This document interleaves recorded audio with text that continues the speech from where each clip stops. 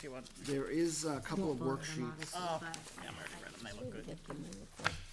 Did you get anything? Do we have worksheets? I got the minutes from Kim, but I didn't see the Do you have any worksheets. worksheets? Or- Handouts, I like paper Do you have handouts. handouts? Yes, Okay. All right. it's my favorite department head right there. Paper. All right. Good evening, everybody. Welcome to the October 3rd, 2022 meeting of the Litchfield Capital Improvement Committee meeting. Would you all please stand for the Pledge of Allegiance? I pledge allegiance to the flag of the United States of America and to the republic for which it stands, one nation, under God, indivisible, with liberty and justice for all. Okay. So it's not on the agenda, but I will go around the room and introduce everybody. Everybody can introduce themselves. I'm Michael Croto. I'm the chair. I'm also the chair of the Litchfield Planning Board. Carrie Douglas, Budget Committee Rep. Kimberly Queenan, Selectmen's Rep. Pete Stone, Citizens Rep. Tara Hirschberger, School Board. I'm filling in tonight for Tina Harrison, who's unable to be here. Okay, welcome. Marion Colby, Citizens Rep. Doug Totten, School Admin Rep. And, Jay Minkara, NRPC. okay, thank you. Very well. Well, welcome, everybody. And as I understand it, Andrew Cutter has stepped down from this committee, and Christina Harrison is taking his place. But we have with us this evening Tara Hirschberger from the school. Welcome for filling in this evening.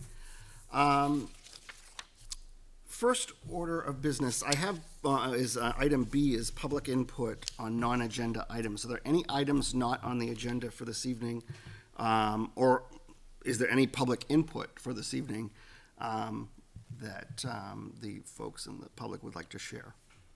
I'll open it up to public comment. Okay, hearing none, I will close public comment. And we'll go on to item C, approval of the minutes of September 15th, 2022. Did everyone have an opportunity to take a look at those or get a chance to review those? And if anybody doesn't have any amendments or anything, I guess we can approve those minutes. I'll entertain a motion. I'll make a motion to approve the minutes for September 15th, 2022. Okay. I have a motion by Ms. I'll second it. I have a second by Ms. Colby. Any further discussion? All right. All those in favor of approval of the minutes of September 15, 2022, please signify by saying aye. Aye. Aye. Those opposed? Abstained? Aye. Okay. Motion passes. 1, 2, 3. So motion passes 4-0-1. Thank you. Okay. Next item is item D, discussion to delay CIP for school. I know that I received an email, I believe it was from the Board of Selectmen, Kim. Did you want to address that, or? Sure. So I sent out an email on Friday, September 30th. I had spoken with the Board of Selectmen. They wanted me to send a letter. I didn't want it to appear it was coming from me. I wanted it to appear it was coming from the entire Select Board. So do you want me to read the letter out loud, or would that be easier for the public? Want to read into the record? It was That's pretty fine. small. I said, "Good afternoon. The Board of Selectmen requested that the school should not present to the Capital Improvement Committee, SIP, until after their financial needs are fully known. That is, one, they can prove their deficit has been cleared for 2022, and they have a plan of attack on how they will handle existing deficit for 23. However, the town, as a town, a balance is needed.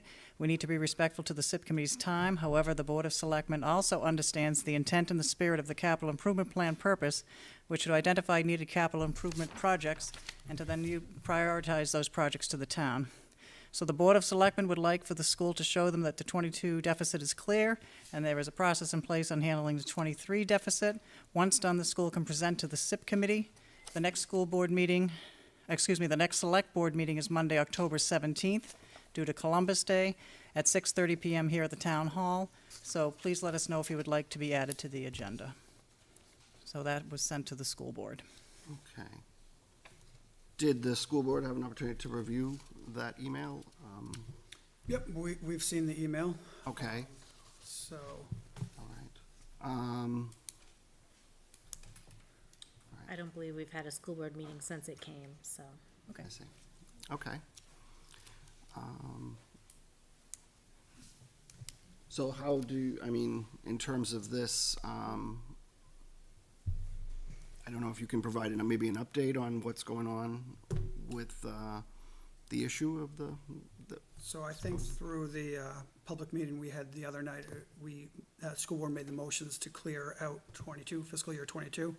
That has all been since taken care of, so part of that was expendable trust funds and reserve funds. We have asked for that money, received that money. It's been, credited to our account, as well as we have received the $104,000 that we were getting back for reimbursement for North Branch Phase 2 bill. So all that money is in the account. Fiscal year 22, as far as our auditors are concerned and lawyers, has been cleared out. Fiscal year 23, we are still working on that. We think that unfortunately, in some ways, most of the savings that we're gonna be able to use towards fiscal year 23 from the fund balance is gonna come from not being able to hire positions. We're still looking to hire positions, but just like last year, and just like many other school districts, you might want to bring in 15 more paraprofessionals or assistants who will do great work at our buildings, but we can't find them, just like other places can't. So a lot of our fund balance from last year came from unfilled positions. The economy hasn't changed that to this point where, these positions are getting filled at other school districts. So we don't necessarily expect that they're always gonna be filled here as well. So that is one of the key ways that we will pay for the deficit, as well as not having certain vendors continue their work. The elementary project has been, for the most part, put on hold. So between those two things is where we see balancing the books for fiscal year 23. Kim, is the school planning to meet with the Board of Selectmen, do you know, or at some point? or- That's what we asked. We just said in the letter that our next meeting's October, I think, 19th, if they would like to come in front of the board to just make Okay. sure. All right. I mean, I think Excuse me, it's October important for 17th. the town to hear kind of what our needs are. I don't think the needs necessarily change whether, what happened last year happened or not. There's still a lot of needs, so if we need to meet in front of the Board of Selectmen, then that's what we'll do. Okay. All right. That's that compromise. We know you have to go. We just want to make sure financially it's all set. All right, well, thank you. Thank you. Okay. The next item is item E, that's updates from department heads. I believe we have with us this evening, the police department, fire department, the road agent. I have, committees, recreation committee, conservation. Good evening. And I don't know, I do have some project worksheets, and I don't know if members of the board got copies of those or not. I didn't see ones. I didn't see it. Okay. I'm also not always on top of my email, but Just got the templates. Just got the templates. All right, because I have a project worksheet for conservation, a project worksheet for the police, actually two for the police. And, I know that Steve Gannon said that he sent one for recreation. I don't know if he resent it to me or not. You did, okay. Because that's one. Does anybody online, can they see in the email? Because I know mine is not connecting. Yeah, I don't I see don't it. in my think email. I You didn't don't have get a that. folder where you store these things? No? Not yet, no. I'm sorry. Do we have a portal? Do we have to have a request? We don't have, Would that be, you want one set up? Certainly make it easier. Okay, so I'll talk with John maybe a about that. request to, yeah, Okay. all right. So, Cases like this. I guess you folks, I mean, I don't know who wants to start this evening. Did you say we have our town administrators here this evening? Yes, how are you? Well, maybe Would you we like- should introduce her first. Since, yeah, absolutely, yes. You're gonna like Good her evening. name. Why don't you come on up? Yeah, and introduce yourself. I'm sorry.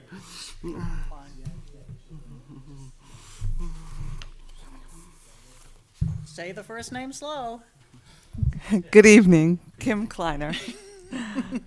So thank you for having me, and thank you for allowing me to come to Litchfield. Just short, I've spent the past 6.5 years in the city of Nashua, well-versed in budget, legislative affairs.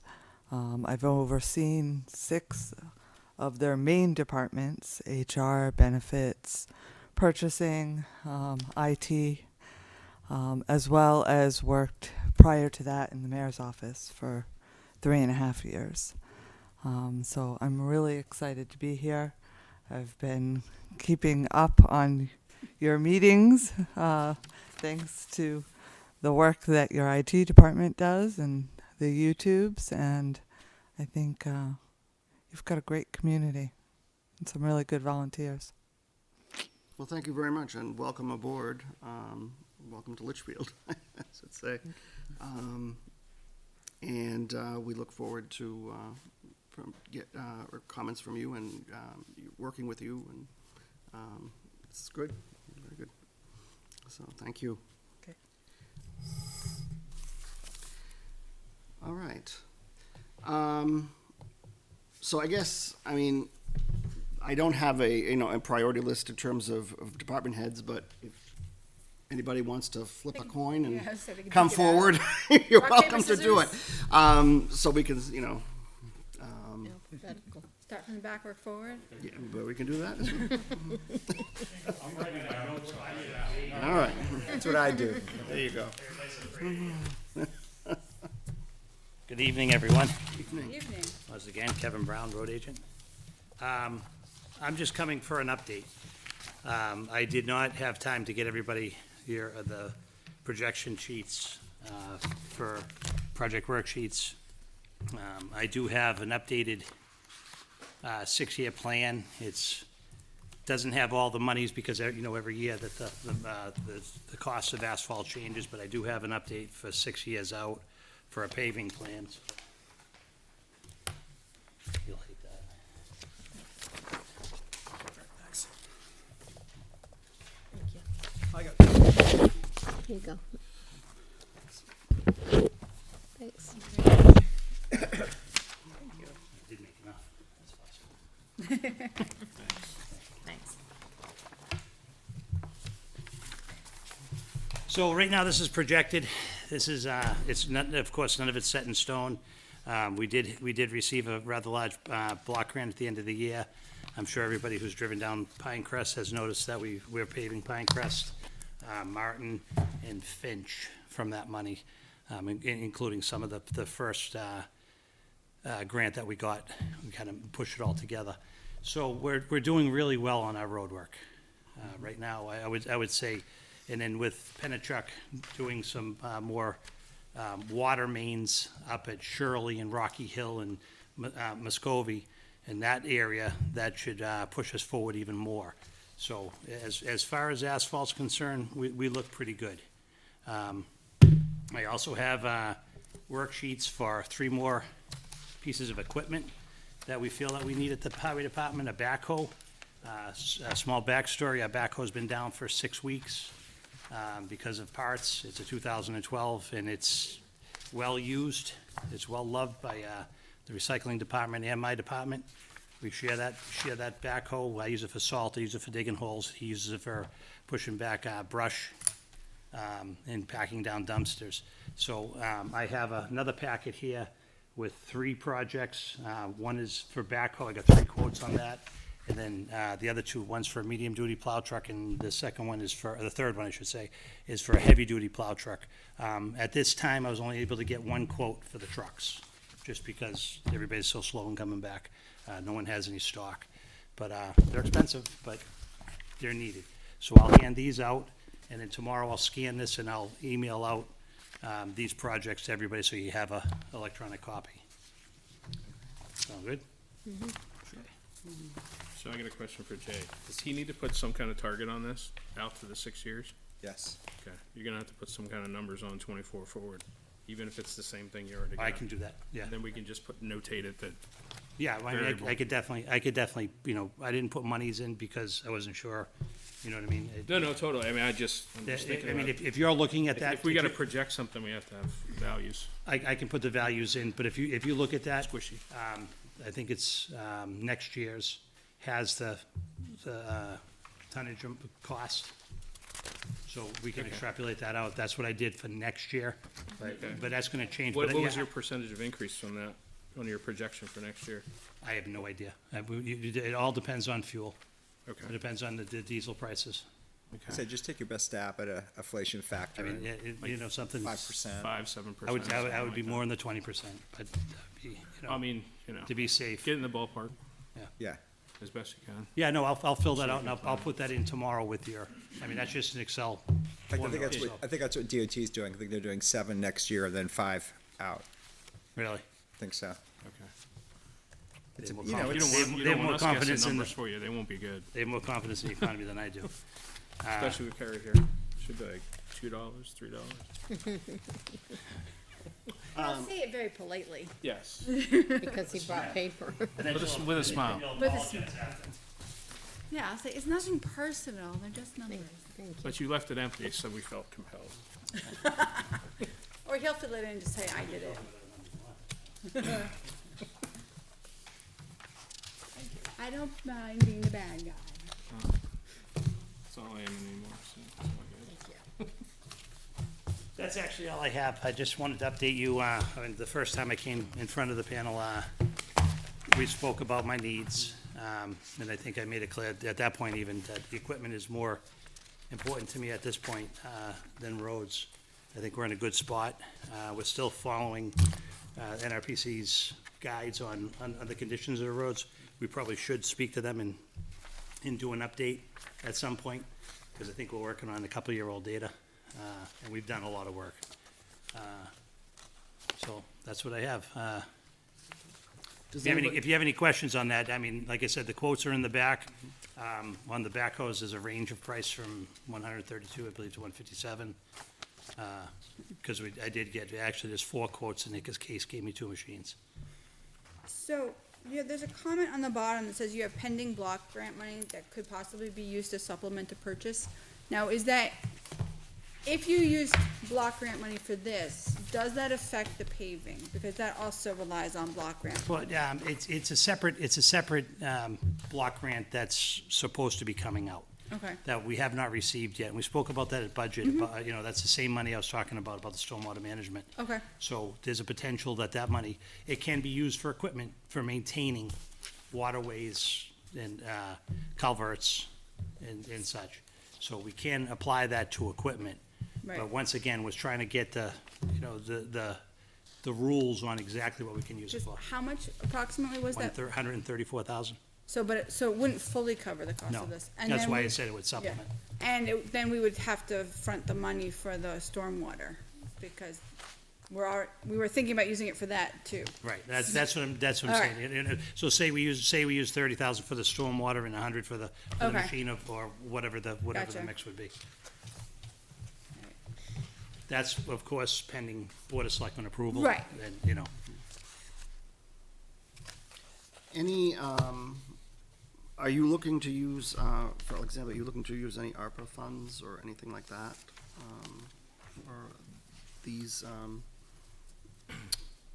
For these projects? well, my assumption was that's why we're here, to, you know, to Yeah, I think hopefully. that's on us. Yeah, Is that's, that on I think that's, you know, your decision to suggest to the Board of Selectmen how to use the ARPA funds. But, you know, quick and easy, yeah, I'd love to have some ARPA funds for it. I'd love to get it funded all, but. And I guess these are 1 through 3 in your highest priority order. 1 through 3 is my highest priority, yeah. No, that's the priority order of these pieces of equipment also. For me. Yeah, Yeah. That's how I built them, as a backhoe 1, 2, 3. Perfect. And then the road's 4. What's that? The roads go 4. Let's go for. You're planning for warrant articles in case you can't get. I'm gonna for ask, this year? but I don't plan on a warrant article on the backhoe, as of right now, but I definitely would for the roads.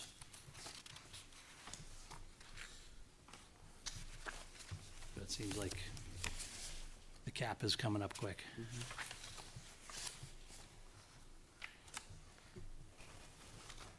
We're already over the cap. Sure, it came up quick. Yeah, it did.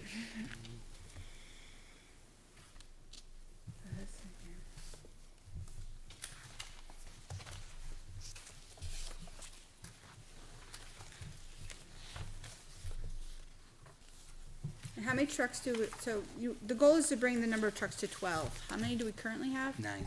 9. So you'd still, But then again, we get to remember that we have trucks of, differing ages from 2000 on up. right.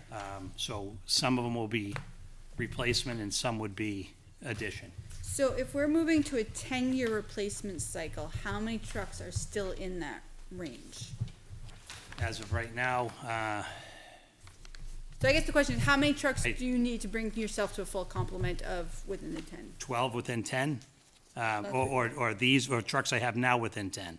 Well, the 10-year replacement cycle, right, so every truck would be, so I guess because if you did one a year, you'd be on a 12-year cycle, but you're doing a 10 years. Right, well, I mean, that was the original, we actually wanted 8, like most towns, but we kind of said, Troy Brown and I kind of settled on a 10-year. Yeah.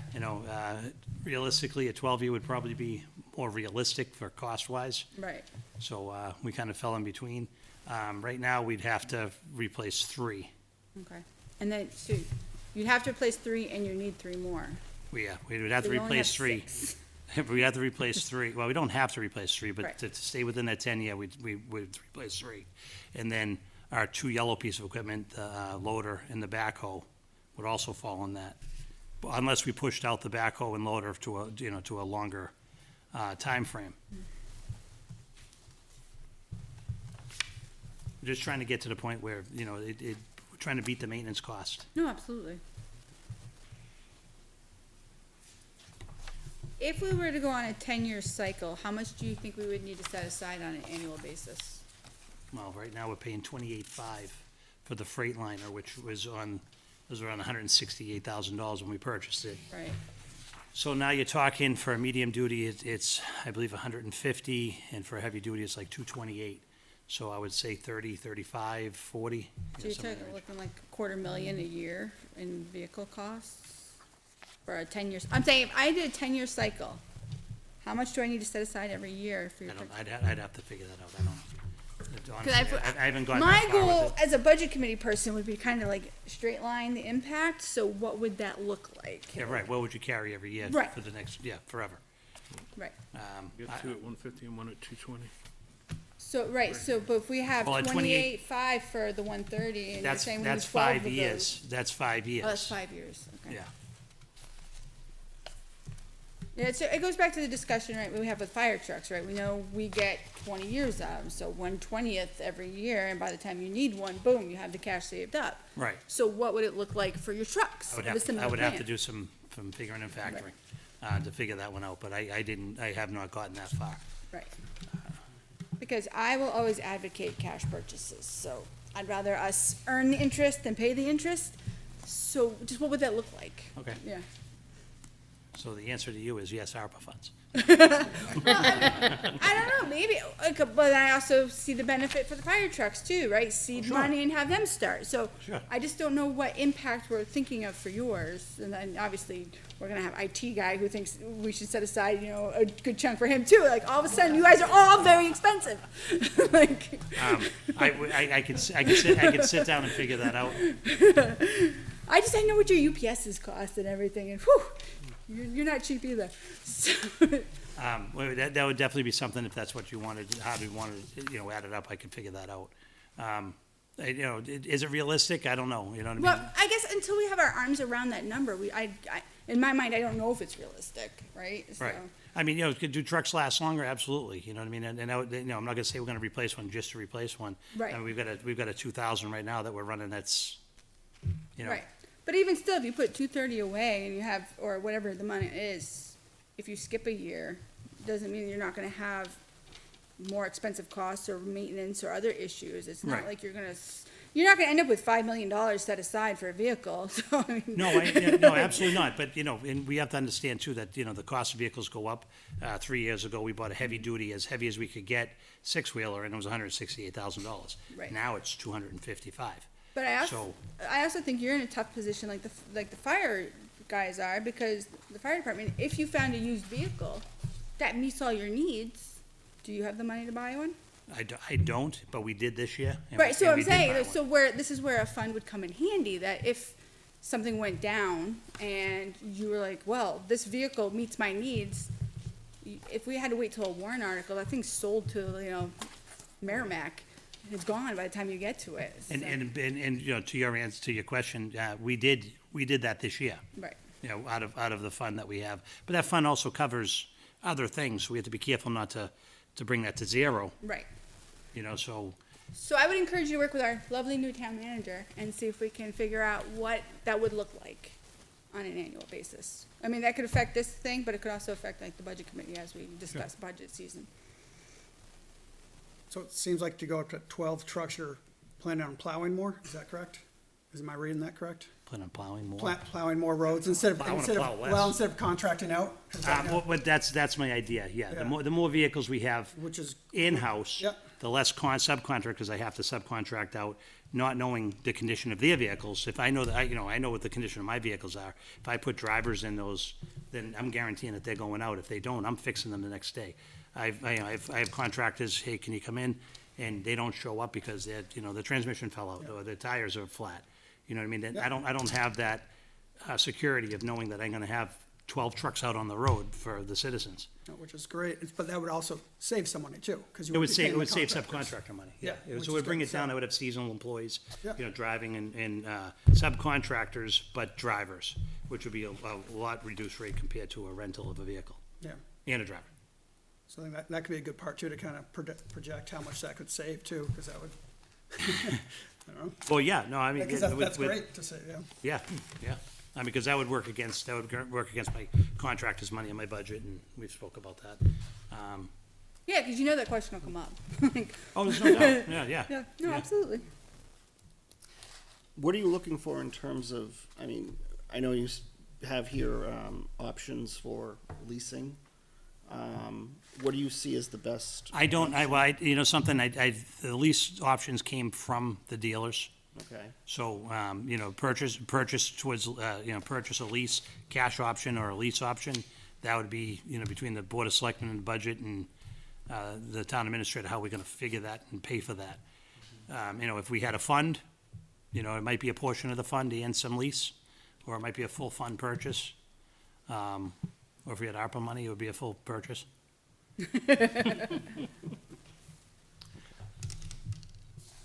There are lease options, and we are in a lease option right now, which our final payment is 2023 on our 2019 Freightliner, and what is that monthly, is it quarterly? yearly, 1 year. Yearly? Yeah. Do you think that a yearly option is a good option, I guess, is my question? It reduces it doesn't take from your cash flow, yeah. Okay. Anybody have anything else for Mr. Brown? All right, so how many trucks do you have currently? We have 9 trucks right now, 9, varying sizes.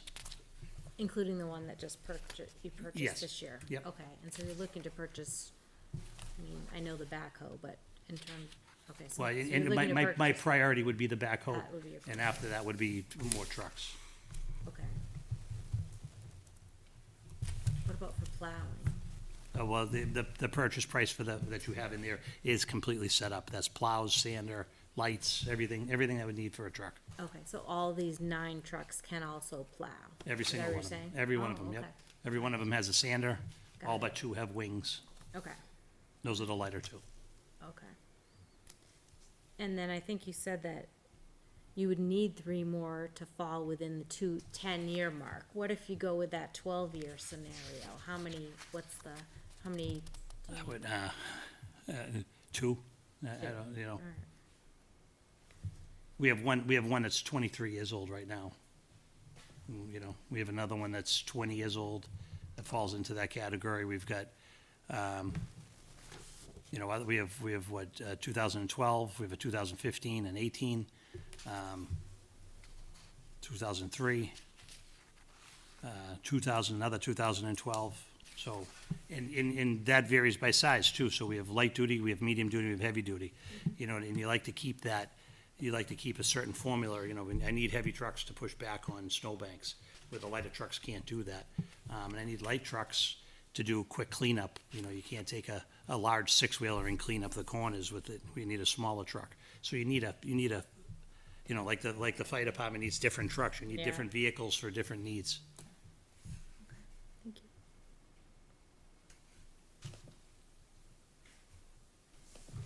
Do we have these prioritized? I see the last SIP plan, I see all the trucks and then the prioritize what they wanted. We're gonna have to do that. The committee's gonna have to We get prioritize. his- We're gonna get his we have input. We have his here, Where is it? Where, I right don't see here. it. 103, 102. Here he's So got, this is yeah, your these are the priority, department not these priorities. that are That's here. fourth. Yeah, my priority would be on the summary list.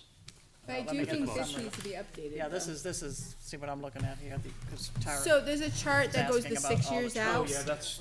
So what- since I there need to are see something some current, additional vehicles, And what's Yeah, the well, priority? Probably it's aren't just in three, this. and Yeah. it's the we order would that have you to make put sure them that they're in that chart. Right, well, so then when we did the the road- initial one, need to the get truck, rid so of this. as of right now, on the initial CIP plan, I'm behind 2 trucks. Right.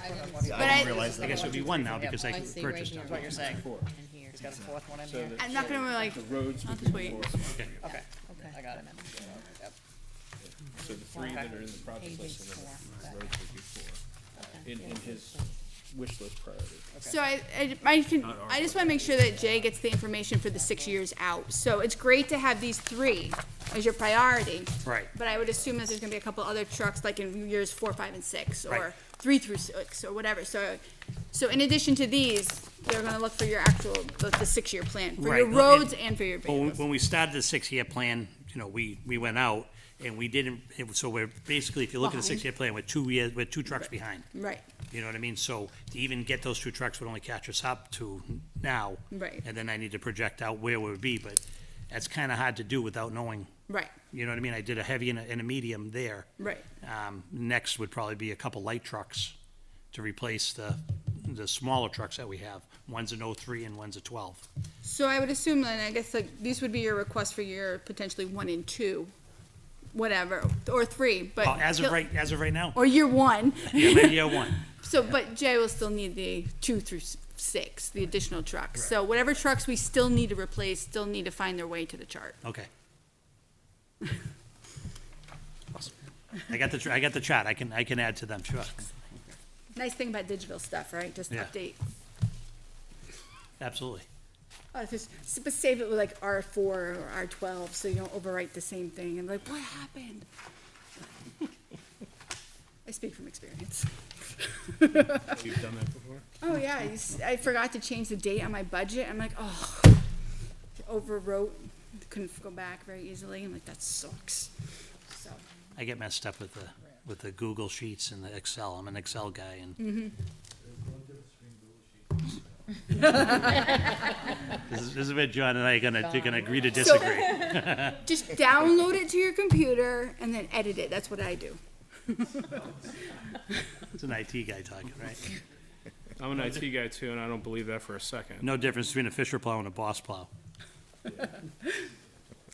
So in terms of the road projects, so we're looking at 2022 proposed paving program for the fall. That fall program is that- happening right now. Is happening now. Yes, I'm So- sorry, it's not a color printer, so the first couple of years, they kind of grayed out there, those are complete. Okay. So if you look at 2022 paving fall, we're in the midst of doing that now, so if you look, you know, the ranking 1 through 8, those are being now, so Rocky Hill and Aaron and Muscovy are blanked out because they were supposed to be next up. And then we moved on, next year would be Pearson, Century, Robin, Ivy, Chasebrook. And I did put those out at this year's asphalt price, but I wasn't sure you wanted to, extrapolate it out all the years with the current price, but I can add that, that's easy enough. And then, Even if we have to come back and refine it when we get closer to when it's gonna be used. right, And you have here revenues, block grant A and block grant B. so we got our. What is the difference between the two? Is there a Our difference? first block grant, A was the initial block grant we got at the beginning of the year with the budget. We had 14,000 and change left over, and then block grant B is one that we just got in from the state. It was a late year, block grant, extra monies, and, I combined the two for the paving project.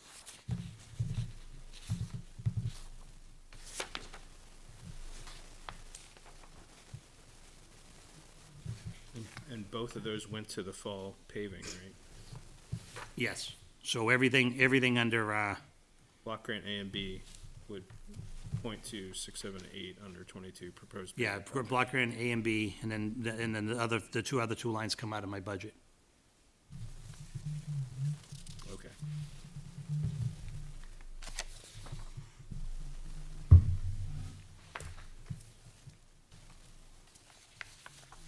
In carrying on, for the years going on, we'd still run with the $200,000 block grant number. So, question for you, for 2023, what happens if we can't do the warrant article? Which roads would be prioritized? Well, I would probably have to do a little math, and once I get the Right. true asphalt number, then I'd have to piece together how to get closest to that 200. In reality, it is 1 through 8. But that really isn't a priority list. It's more of, that's what I'd like to get done. Right. So, say it's $200,000 and I get Century and I get Albuquerque, Hillcrest, and Meadowbrook, it's as close to the 200,000 as I can, that's probably what I'll do.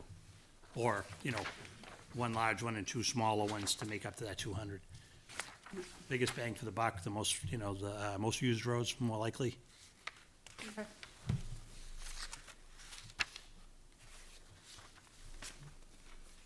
And of course, this could change.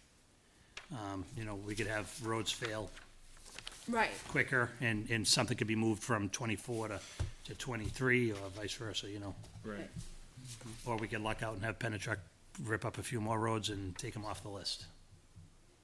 That's not, because that means more areas are contaminated. Or fire hydrants. What's the normal lifespan of a road? It depends on the road, the usage. I mean, you could probably speak to that better than I can. hard the 20 winters years, are. 23 years, 25 years, depending upon the road. A Hillcrest in Albuquerque would be, significantly shorter. I think, how long ago did we do Albuquerque out here in front of the fire station? Anybody remember that? It's about 16 years? 15, 16 years? And that's gonna need some overlay, from the original. And then you could have a small cul-de-sac road that could last you 30 years without a problem because there's no traffic. So on page 2, so where it says Pearson Street, Mm-hmm. you have the 64,500. Then there's another line, 615820. So, yeah, I didn't delete that out. That was, those were numbers that we had from before. So the right block, I didn't delete that out, and that's just my bad. It's the, So it's, I guess.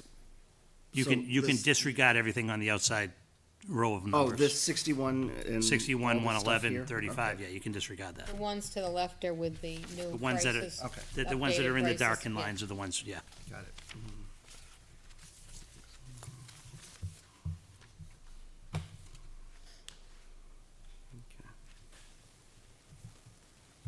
And I'll send this out electronically tomorrow also, with the numbers.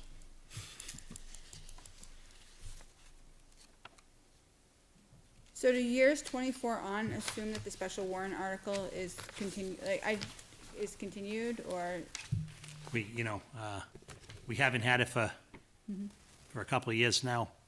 so my main question is, if we were to continue, reinstitute the special warrant article, would we see more roads, or is this assuming it already assumes that it passes? I went out, from the past, anywhere from a mile and 3/4 to 2 miles Okay, of road, and it kind of comes out to around $400,000. okay, And that's kind of where we've been running. So if you look at the first page, it's like 1.78, 1.8. So anywhere from, 1.75 to 2.0 right, miles kind of comes out in that $400,000 range usually, unless there's some milling or a lot of catch basins or, but that just seems to be the right number. right. So that answers the question then, that it does, that the current plan relies on that warrant article passing. This plan here does. Okay, Or another block grant. right, You know what I mean? Some other form to bring us $400,000. right. And if not, half of it. No, I got you. I got you. I see what you're thinking.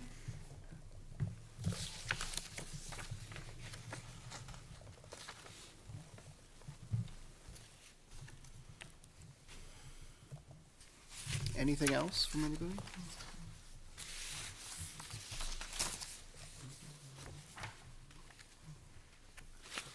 I'm good. Well, any All right. questions, I think that's, you can reach out. You know where to All right. find me. Well, thank you very Thank you, much. thank Well, thank you. Thank you. Thank you for the paper.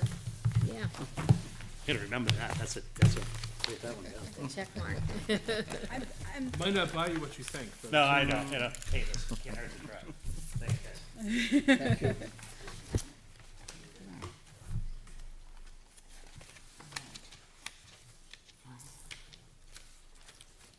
all right. Jason, Brennan, Mr. Brennan, I'll go. Conservation. Mine's very You're up. easy. Okay. Jason Brennan, Chairman of the Conservation Commission. So we presented to you in August and have provided one project information sheet for the one request that we have. And the request is to carry forward what was requested in the previous CIP to this CIP, which was $2 million worth of funding for land purchase over 3 years or whatever the CIP committee decides. We didn't pull this number out of thin air. Over the past year or so, we've been putting together a conservation plan and a land preservation strategy, for which I have passed out the report to the whole committee here. Yep. And which really kind of puts together a strategy for how we approach land purchase for areas that we are looking at and provide strategies for engaging with landowners. Currently, right now, we are looking at 3 or 4 pieces of property and are actively talking to landowners about those pieces of property. Some of them are in, beginning stages, some of them are a little bit farther along, but we're moving in that direction. We're also chasing down whatever grants that are available out there. There's a few pockets of money from the state for land purchases that we're also looking at, and we actually have a grant underway right now that we are applying for that ties to a specific piece of property, and we'll see how that all shakes out. So pretty straightforward. Okay. Anybody have any questions? So you currently have about $1 million. So would this bring it to 2 million, or is this 2 million in addition to that million? 2 million in addition to that money. As you know, land is not cheap nowadays, so $1 million really isn't gonna get you that far. And as all the polling that has been done over the past couple of years, people wanna make sure that we preserve the historic character and the agricultural character. So obviously, a lot of the properties that, we're looking at or on the list, it's up to the landowner if they wanna Right. sell it or not, are in that 3A corridor, and those properties are pretty good-sized properties. In addition to that, one of the other things that's high on the priority list is land that is that might not be on 3A or might not be, in the historic part of town, but is adjacent to existing conservation properties. We don't just want to have spots and, properties all over town. We want to make sure that we get critical mass so that we can have a flow of properties together so that we can use it for passive recreational purposes. So, answer your question directly, we have $1 million in the bank right now and we'd be looking at an additional $2 million to bring that up to $3 million. Alright, so would that require an additional warrant article? Cause I think yours is capped, right, that fund? The cap, last year, we had a warrant article that bumped the cap up to 2.5, I think it's $2.5 million. That was two. I'm looking at Michael, but I think we bumped it to Yeah. $2.5 million. Okay. So that's in the conservation fund. In addition to that, the Board of Selectmen manages the Farmland Protection Fund, which doesn't have any cap. Okay, So any funds that we raise could go into either fund. The Farmland Protection Fund is specifically for farmland Right. purchase, where the Conservation Fund could fund any purchase. so I mean, that would be one of my concerns, is like, if we put all the money in the wrong basket and then the property comes up, well, now you can't touch it. Right, right. We actually had a pretty good discussion at the Conservation Commission on the warrant, potentially wording the warrant article where we remove the cap. And that might be something to think about in the future, but we didn't want to go that far because we were hitting the cap. The cap was at $1 million, so we were basically losing Right. money because we went over the $1 million and that money essentially goes into the general fund. So my understanding for the cap was that back in the day, there was no active planning, so people are like, if you're not gonna spend it, then. Right. But now that there's an active plan, I would assume people would be more supportive of funding that. So perhaps it is worth considering removing the cap. So, Hope so, yeah. so I'm just saying, like I said, if you put the money in the farmland one and the property comes up isn't farmland, and then the money's in the wrong account, then we're in trouble.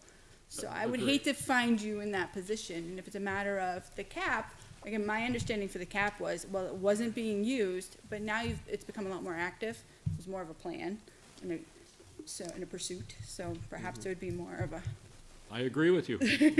Something that we'll discuss at a future meeting, you never know. In 2021, I'm looking at the current capital improvement plan,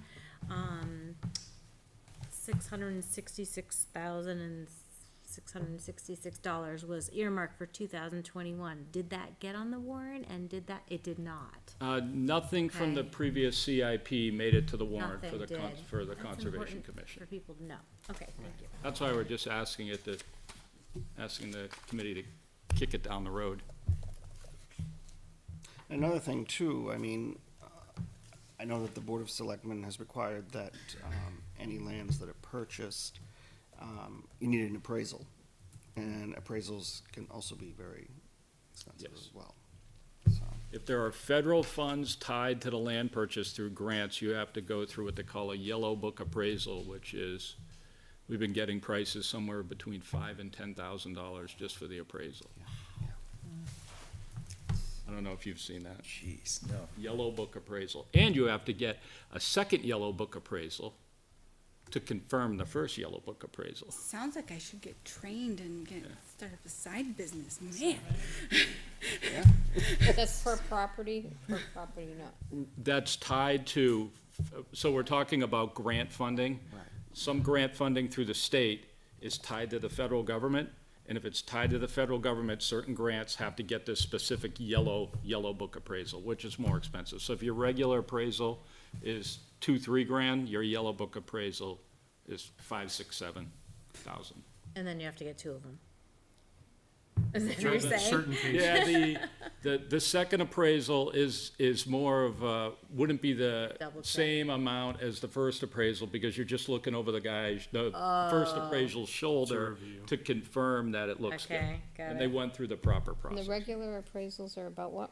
Oh, don't ask me, I'm not an appraiser, but. No, but I mean, you said a range. Seven, is the that what numbers that I got when we made calls for a grant that we're going after right now, that a regular appraisal on one specific piece of property might be $2,500 to $3,000, somewhere in that vicinity.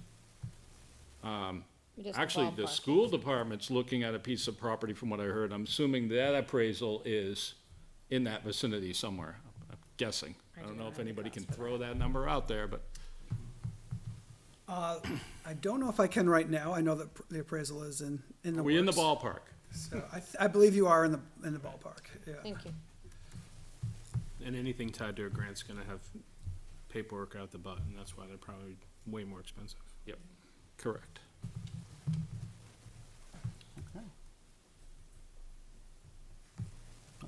So then, I'm sorry, you said over the next 3 years, so it's just under $1 million each year?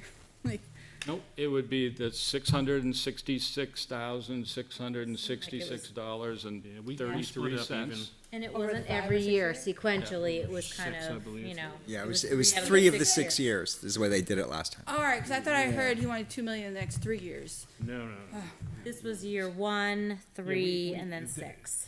They come in with the targets, and then when we get to this, we'll start But he could working also through. put it warrant articles, there's nothing stopping them from that, so it's just. No, for sure. I'm just trying to gear myself up, because I'm already expecting some pretty expensive warrant articles come March.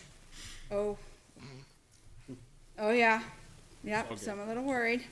So- We'll get into the spacing when we get there. Oh, no, I'm not worried about the town warrant articles. I understand, I'm just saying. So, In general. Leave that to Carrie, the please. CIP committee to figure out what you think is. so I'm just trying to figure, so again, if it was $2 million over 3 years, I'm like, oh boy.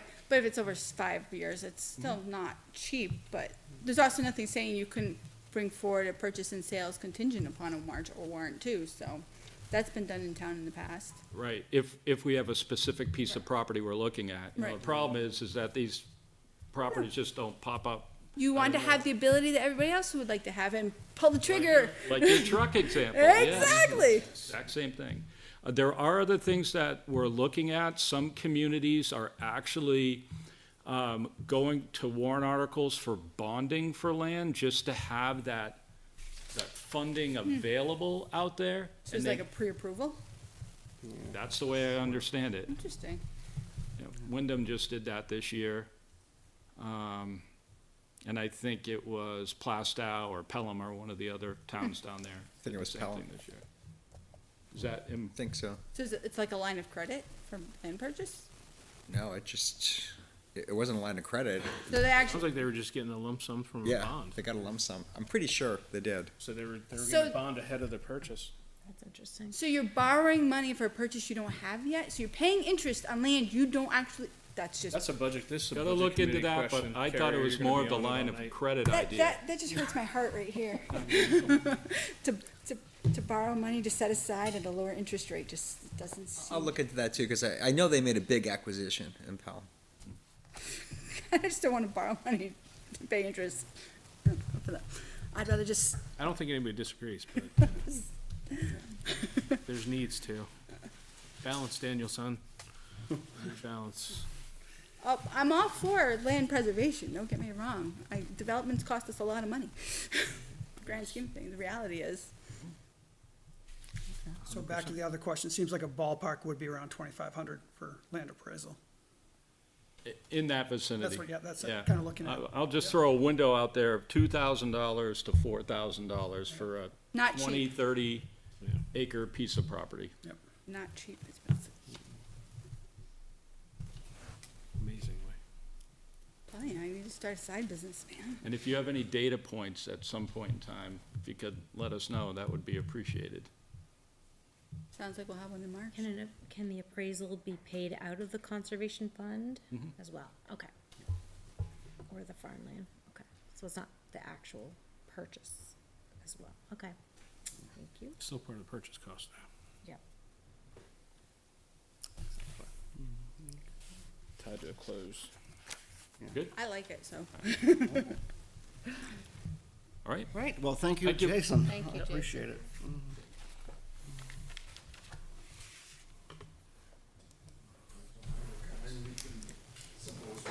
And I did get your email, so I just got it here. Five sheets. He's got 5. They're small projects-ish, right? They're not One and done. Two-story town hall with an elevator. That's a 6-year plan. My name's Steve Gannon. I'm the chair of the Litchfield Recreation Commission. We have 7 parcels of property that we are responsible for. 5 of those have parks on it. One of them, Roy Memorial Park, has not only the baseball, softball field, it also has the pond, it has the basketball, it has a playground, as well as Talent Hall. What we're looking for is, we sat down and discussed as a commission, and really some of the stuff we're asking for simply just makes it over the minimum requirement for the CIP. I sent an email, hopefully you all got it by now, Yeah. number 1 through 5. So we'll just start off with number 1. Someone forward that to me, please. Thank you. Number 1 is Roy Memorial Park, the irrigation. We would like to replace and upgrade the field irrigation and install an artesian well. Currently at Roy, the well's really old, the pump's really old. During the summer months, we start sucking a lot of silt and mud. It's a point well, it's not an artesian well. Over the last couple of years, we've spent a lot of money on just maintenance, trying to keep the filters clean and the pump clean and the heads clean. And we just don't have the water flow to adequately water the fields.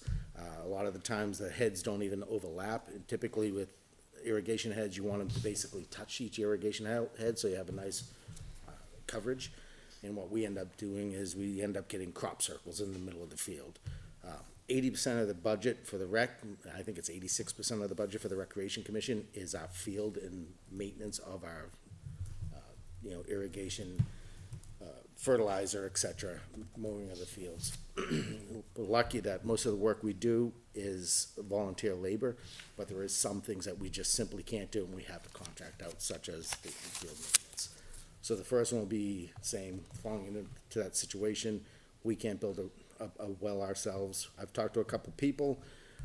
They don't recommend replacing all of the irrigation parts, just if we put a new pump in, a new clean well that we can get some clean water out of.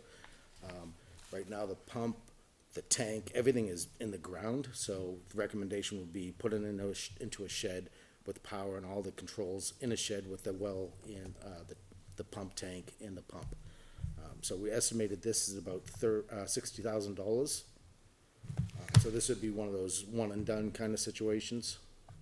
Does that require coordination with any of the, my understanding is when the high school went in, there were concerns about water usage and how it affected the water table and all that fun stuff. Does this project going to run into similar considerations? I would imagine so, yes, because it would probably be drawing off the same water table that Dara sits on in the current well. Talent is actually serviced by Pennachuck, Right. so this would just be irrigation. But they would, I'm sure there would be some kind of state involvement to make sure that we're not sucking out too much water. So would there be any additional costs for consultants or any lawyers to have those conversations to go into that project? I don't know. That's something we'd have to look into. I just don't want us to budget and then find out we have a lot of extra low. unknown costs. Yes. 60,000 is what we came up with. That might even be a low. We kind of based it off what the school just did. Right. I think you replaced two pumps and all that, but we're just gonna go with one. The well would probably be the most expensive, but fortunately, all that area there is sand, so taking a well probably wouldn't be that hard. It shouldn't be that, we shouldn't have to go too deep to get clean Right. water. I just know that you're closer to some of the people who may have concerns at that location, so whether or not are we gonna run into issues, can we do it? And 2, do we have all the costs accounted for? My understanding is right now, we do have a meter on the pump system to make sure that we do not go over a certain flow mandated by the state. Right. And we don't even come close to that. Oh. Because their concern is we'll be drawing off, it's Right. probably on the same water table as Dara, we could be dropping the water table, as well as the,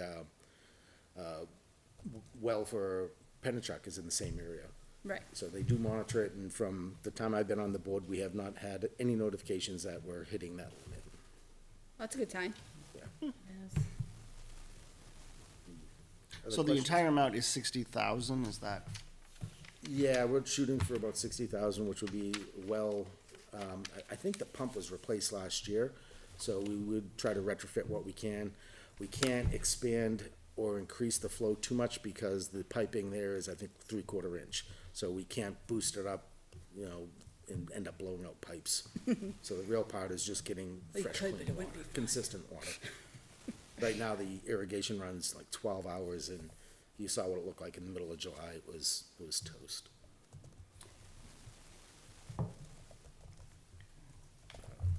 Second one, any other questions on that one?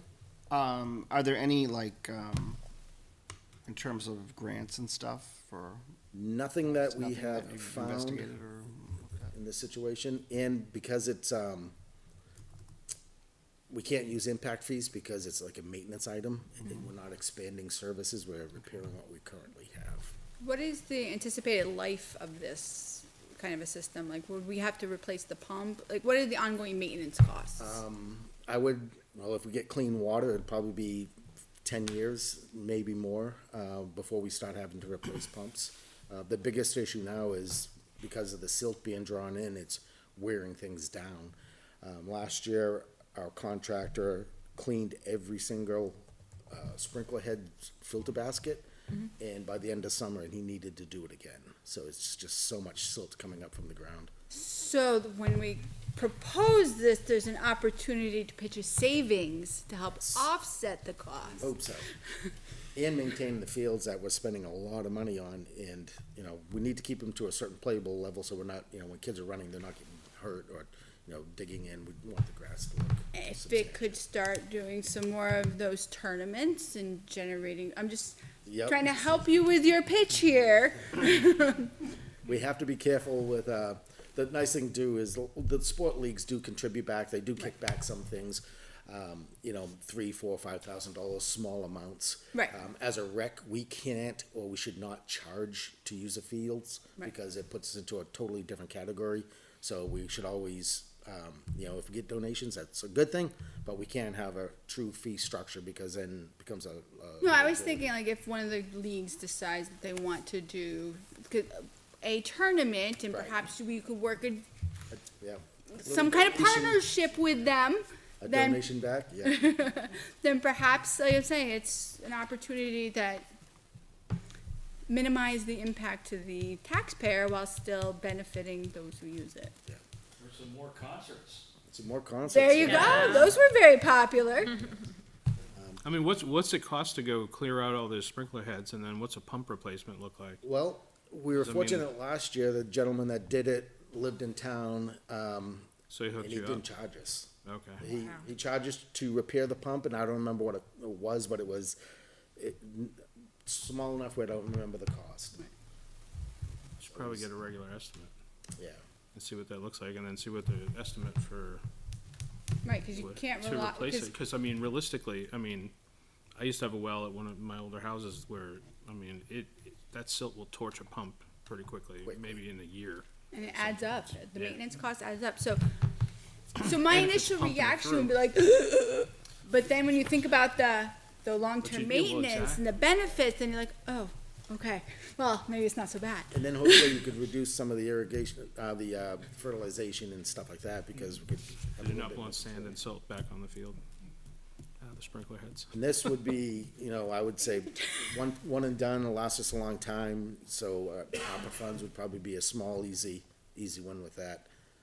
I don't even know if it's big enough to do a warrant article, honestly. No, let's say what you think. You benefit from the fact that there's gonna be a lot of big warrant articles, so Yeah. the smaller ones might actually pass. Slide in there. Yeah, we're not saying we do a cost to just do that. I'm just saying, like, you could say, hey, look, this every year versus the cost of this Yep. one time over 10, So when I spoke with our last contractor and our current contractor about the situation, they both agreed, like, you desperately need that done for that field, because this year, I think we spent almost $9,000 in added fees just fixing, not because of the silt, but a broken sprinkler head and just different areas around town that needed added work. So if we could Yeah. try to get ahead of it and try to prevent some of this additional 100%, damage. Number two, expansion of recreation services at Sawmill Brook Park. So Sawmill Brook Park is right over here. Majority of the land, I think there's 15 acres. We have about a 5-acre soccer lacrosse field that's in really good shape. Part of the land is shared with the recycling center as well as DPW. Sawmill Brook currently has 2 tennis courts. As I said, a large mixed soccer lacrosse field.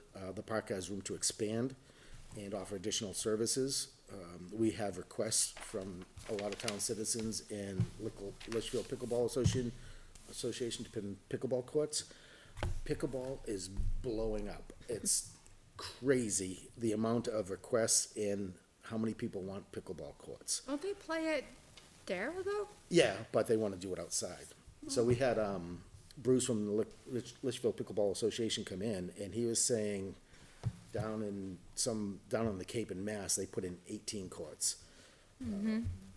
Mrs. Berg and her husband travel the country going to pickleball games. It's just crazy.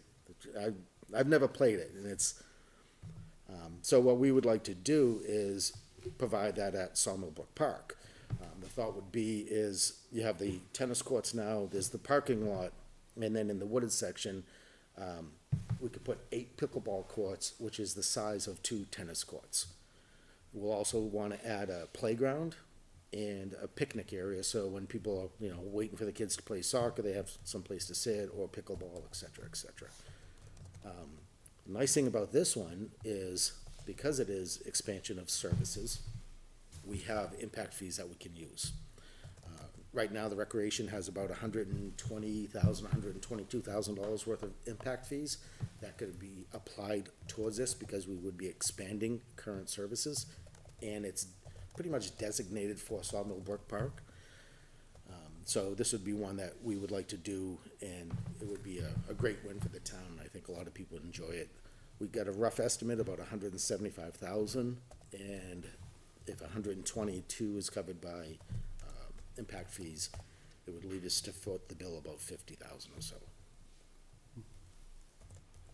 So what would, again, it'd come down to also being curious of what the annualized cost of maintenance would be. It's really small. All we do now with the tennis courts is we go out and we clean them up, blow off the leaves, and then ongoing maintenance. Now I'll have the tennis courts a little later to talk about, but the tennis courts are 15, 18 years old, and now they're at the point where they need some repair. And I think that pickleball courts would be the same thing. So as long as we stay on top of it, it wouldn't be too bad. One of the ones, I think the quote we got is, instead of doing just asphalt, it would be asphalt with a mat that would help protect it from UV rays and all that, and it would already be striped. And that would be rated for New England winters? Yeah. Like, that's not like a Florida thing, it's a... No, it's a New England thing. Yeah. But yeah, it was a good request when Bruce came in from Litchfield Pickleball Association, asking to help, do something in town. Right now, they use the tennis courts in the summer, in Talent Hall in the winter. So we think that added services at Sawmill for pickleball courts would be really great. Any other questions on that one? So, if you're considering using impact fees, then you'd have to go to the Board of Selectmen for approval, correct? Well, we have to get it on the CIP to make sure it aligns Okay. with. Are there any, so it's dedicated towards Sawmill, essentially? It's dedicated towards rec for expansion services, and I think most of it was earmarked for Sawmill. It's really the only place that we could use it at this point in time, because of all the other parks are pretty much done. Like Jeff Lane is practically brand new, and there's nothing else we could do to it. Right. So now it's Sawmill and expanding services at Sawmill. But we also don't want to put in a bunch of new parks that gonna cost money to maintain, and we're not gonna use it. So we're trying to think about this logically, what would be. Well, those parks see a lot of use, so They it's do. pretty centrally located, so. And that one has a nice big parking lot, so, plenty of space for all the activities, and it's centrally located. Another potential revenue source would be what Judy is looking at, right? Maybe the livable communities? Yep. If that comes through, I know there's been some Yep, holdups, that's, but I know she's on that. To expand on that, AARP is, it's not just for old folks, they have livable communities, and Judy Brennan, who's on the Recreation Commission, is pursuing that a lot. And if we could basically prove to them our worthiness as far as recreation goes and all the services we offer, they actually give you grants. Oh.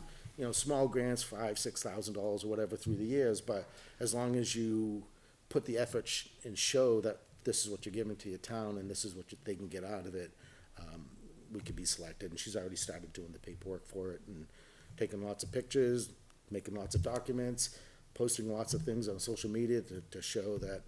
And then the nice thing with pickleball is there's kids as young as like 18 that are on leagues, so it's 18 to whatever. It's no longer just an old timer sport. It's really taken off. And in terms of putting in construction and stuff, I mean, you would have to add the courts, I assume, and put in like an area for picnics and things of that nature, I assume. So I guess because you're saying this is 175,000 as an impact cost. Where is most of that? Well, I mean, in terms of the money, is it to install the courts? Is it to To install the put in the? We had quotes to install. Was it to research? No, to install it was about 130,000 to do what we wanted, which is 8 courts, 2 tennis courts, would be about 130,000. So then I would question whether the playground costs are too low, just because from what I had seen, the school priced out like a handicapped accessible swing, and that was $35,000. So if we're gonna, I would assume we would want to make sure it's accessible to maximize usage within the community, and those kind of playgrounds aren't necessarily inexpensive. So I would encourage just to make sure that the number for the playground. Again, I don't want you to set yourself too low. I'm happy not paying too much, but I want to make sure that we are budgeted appropriately. So that would A leave us. playground could also be a fundraising opportunity within the town. My sister was very involved in that. That's how we got And- Dara. Yeah, so there, I mean, that we Yeah, could we rally pursue some people for anything we fundraising can there. to do that. And as far as clearing the land, it's more sand. We live in Litchfield, everything's sand. So it'd be really easy to clean and clear Right. out, and volunteer labor would do it, just like we did at Jeff Lane. Right. I just remember how much it costs for the new GMS playground, and then seeing what the additional things are at GMS again. So if it's 130 for the courts, that's leaving you 45 for the playground, and my concern is you're not setting yourself up appropriately. Yep, yeah, and we figured we'd put the playground, or consider the playground at the same time, because we're gonna clear that land anyway. Right. So let's do it all at once and get the playground. and I'm then not just- opposed to it. I just want to make sure that the budget is correct. Yeah, This one is one of those last minute ones, like, let's add a playground because it makes sense, so we didn't have time to actually. I hear you, and I think that it would be a good addition to having spent far too much time on the soccer fields. When seeing the younger siblings be like, okay, now what do we do? Right. And so I could totally see that being a good use of it. I just want to make sure that your number is good. So we should revisit that number. I would encourage you Bump it to. up. Okay. I mean, I'm sure you could find something for that amount, but it won't be what Yep. people Yeah. envision. I think Dara, it was used equipment that we. Right. But again, there's nothing saying we couldn't do a fundraiser or some kind of, buy some more bricks or something. I don't know. The target goals should still be what Yes. we focus on, how we get there and This fund would leave it. us 45K to put in a playground, which might be a little I think it's a little low. low, yeah. Yeah. Not that I'm a Especially playground expert, but just What based everything on, costs nowadays. just on previous data points, I'm concerned on that number. Next one this is probably the largest of all of them, and this is, we need to do something with Talent Hall. Replace, upgrade, expand the aging building. It was built in 1945. A lot of the functionality is from 1945. It's essentially a basketball court inside a brick wall, and that's it. The heating system is actually designed for warehouse. I was gonna It's say, not- is it really a heating system? It is a heating system. It's not really made for the dramatic swings, so it costs us a lot of money. There's no air conditioning, so during the summer months, the facility's not used. The bathrooms are probably original. Just the services alone this year cost us a fortune. Even when the building was shut down during COVID, the bills just for water and stuff, which we don't understand, were astronomical. So we definitely have to look at doing something with talent. So our thought is, right now, our basketball league depends on the middle school to have the basketball games on the weekends, because Talent Hall, you cannot fit that many people in. You can't fit spectators. You can't fit multiple teams waiting to play. It's really just a gymnasium. It's nothing more than a gym, great for practices. You can't have meetings because it's not really set up for meetings. There's no PA system. It's a gym. So our thought is, can we expand on it? Maybe add some meeting rooms, add some AC, so in the summer it could be used for multiple functions. We noticed during COVID, the request to use the facility skyrocketed because the scouts were told they can't use the church. The school department didn't want people in the building, so they didn't want the wrestling in there. It was just that our demand to use talent was high. We're like, it's only one building, and Right. can't do it. But if we had additional space or additional rooms, we may be able to support that. For community space, we have community meetings. We have this, and we have the fire station. And then if anything bigger than that, then we have to go to the school.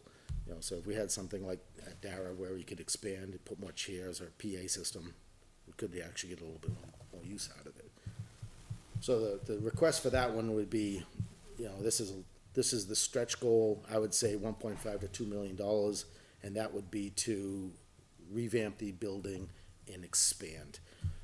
We looked at, and we tossed this around a million times, well, is it worth putting good money after bad? What should we do? What's the big plan? Should we pave the parking lot? Because where's the building gonna go? And a lot of the feedback we got is, we like Talent Hall where it is, don't get rid of it, expand spot. on it. It's a good spot, really. So the ask would be to put time and money into it so that we could offer more services and bring it up to code. Right now, the court cannot be sanded again. We cannot refinish the court because it's so thin. So now we're looking at, can we put a mat down on top of it? But before we do that, we have to make sure that the understructure is strong enough to support the mat. But we cannot refinish it anymore. So, and since Chief Rachel's here, he can correct me if I'm wrong. When we looked at the fire station, I believe we started with a warrant article first to engage somebody to do the planning and the evaluation. Yep. So perhaps it's worth starting there, and that way you can then come with an ask with more numbers to it. Yep. Yeah, And this that would way be too, a- it gauges community interest. If it's like 10 to 15 grand for architectural engineering evaluation, and then if that passes with flying colors, you're probably in good shape. If that one fails, then well, now what do we do? That's the fair. If we have an architect get in there, climb underneath the floor and says you can't go in that building, I don't know what we'd do. Right, but it'd be better to come with a number that we're comfortable with than to Yeah. say it's 1.5 million. Oh no, it's 5. It's fine. Yeah. You know, we don't want to do that. But that's one of the things we have talked about is actually one of the members of the Pickleball Association is a certified architect. So he said he would, when he has a chance, climb underneath and give us an estimate of, what does the structure look like. A couple of us have put our heads down there to look. That's it. I'm not climbing under there, but it looks like there's sonotubes and it supports it. So we should be okay, but Right. one will never know. Some of the other things we need to do, and this is something I'm gonna try to get done within the next, over the winter, is, there's the kitchen that's not used, but there was a sink and hot water. The hot water tanks are 40-gallon hot water tanks sitting on the second floor, but all it's feeding now is 2 sinks. So why do we have a 40-gallon hot water tank running all the time for 2 sinks? Last year, the heating system kicked out, our pipes froze. So then we had frozen pipes and cracked pipes. So our immediate need for talent is that we're going to at least address those issues to try to make it more efficient and take care of the problems that we have now. But long-term, we need to. So anything we do, like if we replace toilet fixtures at a low flow and all that, would be something that could be used again, repurposed. So I'm just saying, my thought is, it'd be just looking at phasing it, instead of like, I'd like 1.5 to 2 million to do this project, just to, Yeah, spread it out over. a well, couple not just years. spreading out, but like, present your plan, like, this is what we want to look like, this is, and it's gonna cost us 2.75 million, or 900,000, because we're really good, but, you know, it's just, Yep, I understand, I understand. but I think the people will want to see what are they getting for it. So I think phase one would be the evaluation and planning, and then phase two would be coming for the request for the build. Yep. That doesn't mean we couldn't put it on our plan, but getting it passed. That is something that we discussed about putting a warrant article together to have, you know, an architect come in and actually figure out what can we do with the plan. That would be my vote. If I were a voting member here, that would be my vote. So that'll be the start of that. So that's the big one, that's truly the long-term stretch goal. Number 4, paving of Rowan Memorial parking lot. We've all been there, it's a dirty, dusty, muddy mess. During the winter, it's an ice skating rink. We're very fortunate that a local contractor who owns a lot of bright orange trucks are down there now putting in a drainage system. Oh, nice. So that's gonna help a lot. We did ask years ago about paving it, and at the time it was about $80,000, so we figured if we were to pave it now, it would be about 110. When we talked to this gentleman about the parking lot, he wants to put the drainage in and see what it does, and see how it helps. But then I'd like to follow up with that to get the parking lot paved. It'd make it safer, it'd make it easier for snow removal in the winter, as well as, If we're potentially doing construction with big trucks, does it make sense to pave it first, or to do the construction and then pave? And that would be my only concern. I'd hate to tear up a brand-new parking lot. and that's where, Construction, then pave. Yeah, that's what I'm saying. Like, I appreciate the desire for a parking lot, but sequencing of it might be, that's why it's number 4, because this is the conversation we've had that we just keep circling around and circling around. Well, Right. what are we gonna do with talent? We can't do this until and it all Right. comes back on talent. It's like, So then I- the yes. pulse is, a lot of people, even this weekend at the, Fall Festival, there was a lot of people like, oh, that's a really cool old building. It's like, well, it's really old, number 1. right. And it is kinda cool, but, you know, what do you think of it? And a lot of people are like, oh, I like the character, we need to keep it, we need to do something with it. Can't tear anything down in this building, in You this can't- town. Yeah, so yeah, That's before we right, do anything. that is correct. So before we pave, you know, why pave it and then get it torn So up by trucks? that's my only concern is like, as we think about the planning, just make sure we sequence it appropriately. Whether we should find out what's going on with talent before we Yep. destroy brand-new asphalt. I'm glad you're thinking about maybe expanding it, because just as a parent, I got my kids out of there as soon as possible from playing basketball, because it was just a horrible spectator experience. Yes. You know, there's just no place to sit. So I got them into travel basketball as soon as I could. So I think I'm glad to hear that you're And that's looking at probably, potentially. we can't even put bleachers in that talent because there's no room. Mm-hmm. Parents, you know, during COVID, I thought I was gonna be shot in the parking lot because I'm going in and telling people, you have to get out of the building. You know, your kids are playing on the floor, by state law, they could play, but if they're sitting on the stage, they need a mask. You need to be outside, and people are like, well, it's like, you know, it's like, this building there's no circulation, there's no ventilation, it's a brick building, it's like, it's not safe in that scenario. And you can't go, if you go, you have to stand out back. In the winter, you have to go through the back deck, because we don't want people walking Viewing is across the horrible. floor, it's, Yeah, as a parent. but we have some really great comedy nights in there, so that's always Yeah, fun. that's right. Was it the Boston Celtics that used to practice there? Yep, yeah, Celtics did it. Historically, yeah. So it has a historical significance to the town, certainly. The scary thing is when you're in there and the seniors, like last summer, the seniors were doing the summer court, and I was in there, it was raining, and some of those big boys running down the courts, you could feel it moving. All right, so paving of Roy Memorial Park, that I would say, after we figure out what we're doing with talent, but long-term is something that we would definitely want to do. And finally, kind of circling back around to Sawmill Brook, resurfacing of the tennis courts. As I said, these two courts are pretty old, they're deteriorating, the cracks are getting pretty thick.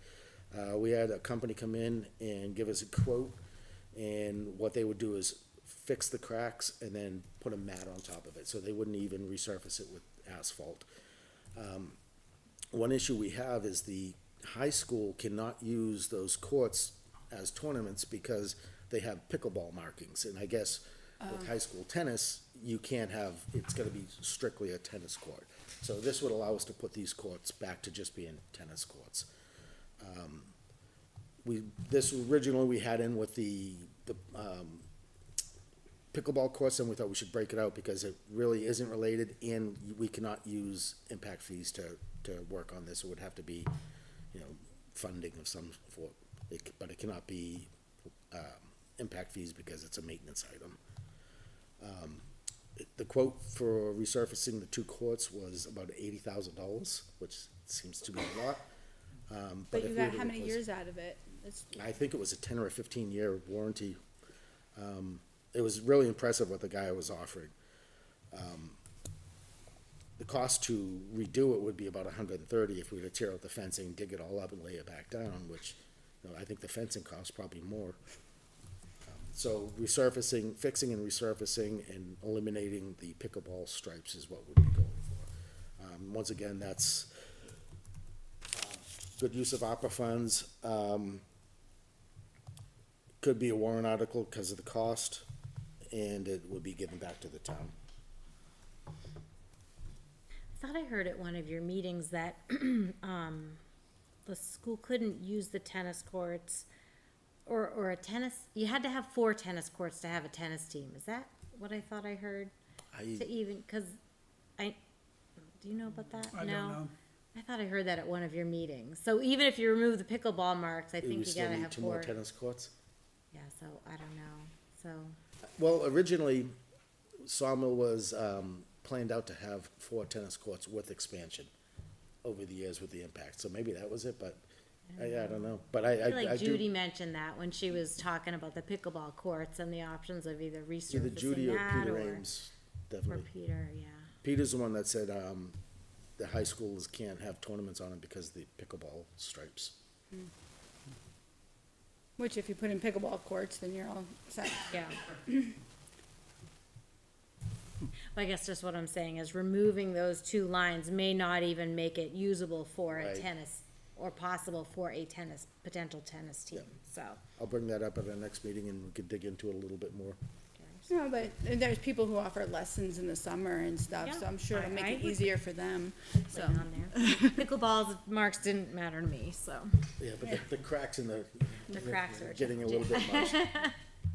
So for me, similar to some of the other departments, you have a number of fields, you have a number of courts, like an annualized cost of maintenance of your because $100,000 every 5 years, that's a big hit, right? Yeah. So I like nice level numbers. So if we had an idea of how much your department should set aside on an annual basis to level the impact.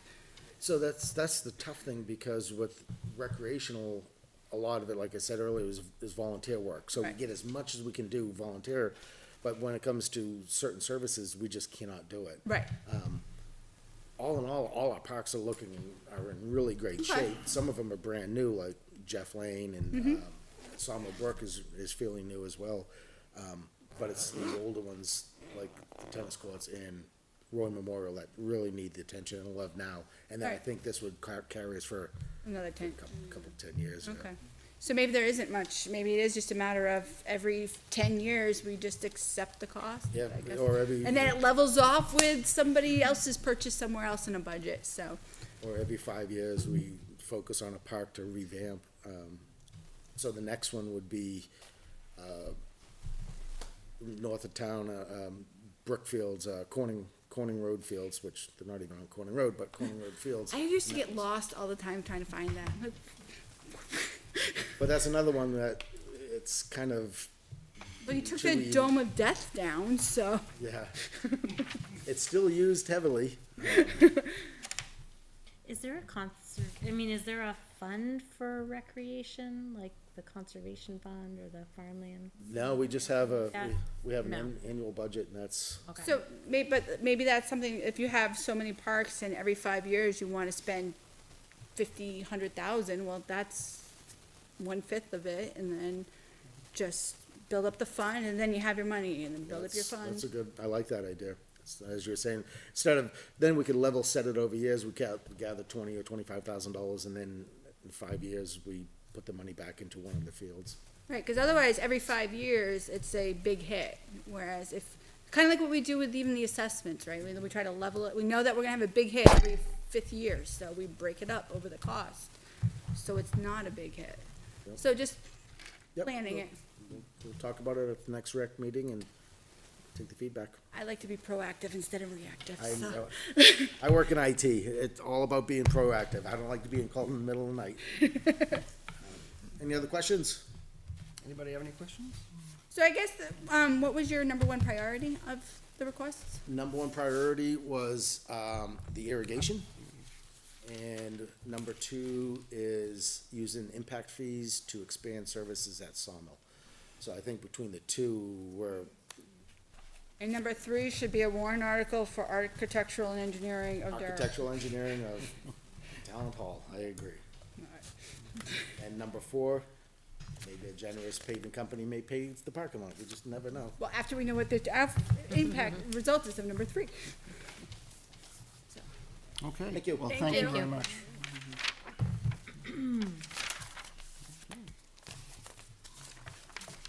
You guys gonna duke it out? Who comes up next? Flip a coin? He's like, I don't fight with the guy with the cuffs. I'll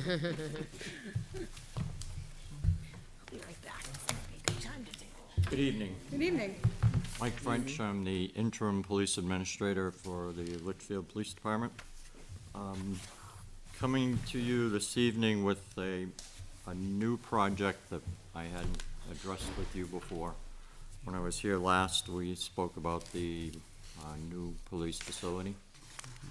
This project being brought to you this evening, I submitted an electronic copy to Finance Director. I don't know if it was forwarded to you folks or not. Was this for the tasers? This is for the tasers, yes. Yep, I did receive it. Okay. So, we're ranking this as a urgent request, and we do understand that, you know, it's a request that we're putting in this year for ARPA funds, and it is for the replacement of the department-issued electronic devices commonly known as tasers. We have been using tasers as a less than lethal tool for quite some time. Officers are well trained in the use of this tool. It's part of our use of force continuum.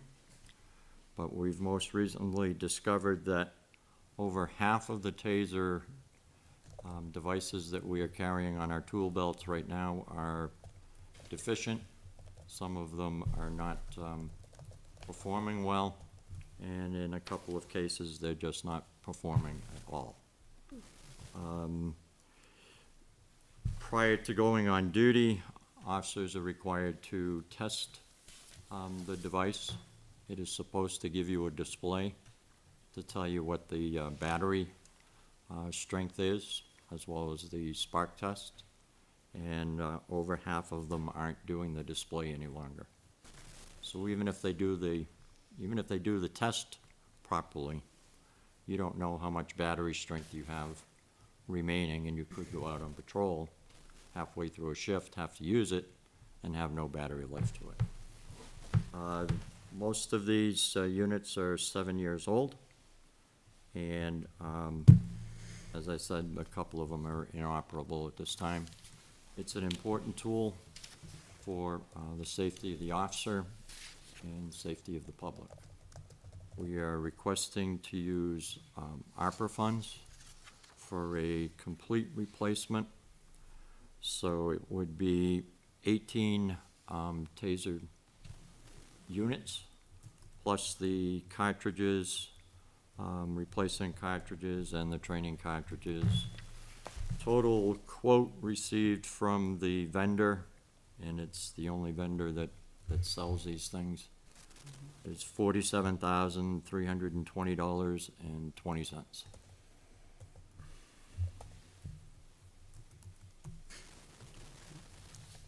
Quote also includes, leather gear to carry it on your belt, because it's a different size than the one we have now. Does it include like a warranty too for a certain amount of years?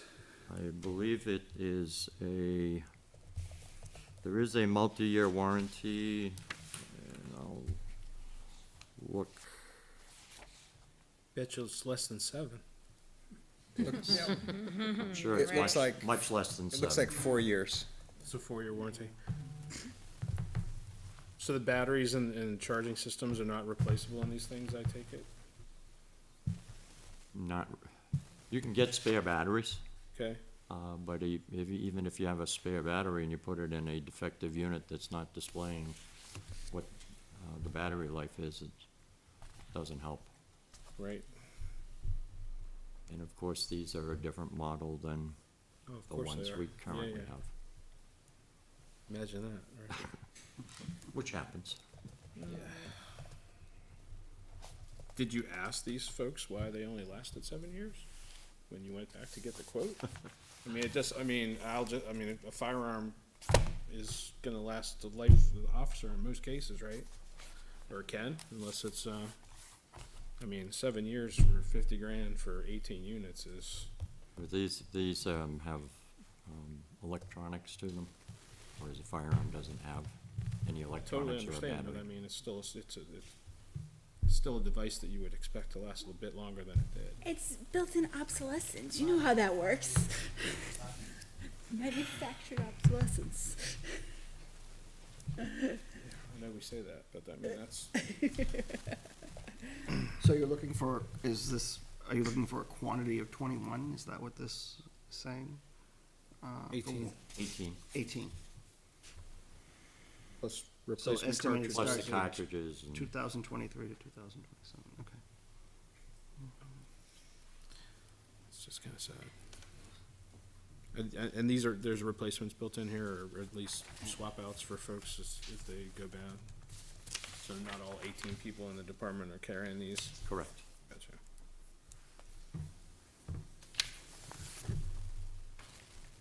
Once purchased, is there a long wait before you get them, or are they? I think that the turnaround is probably a month or 2. Which is better than some other equipment. Yeah.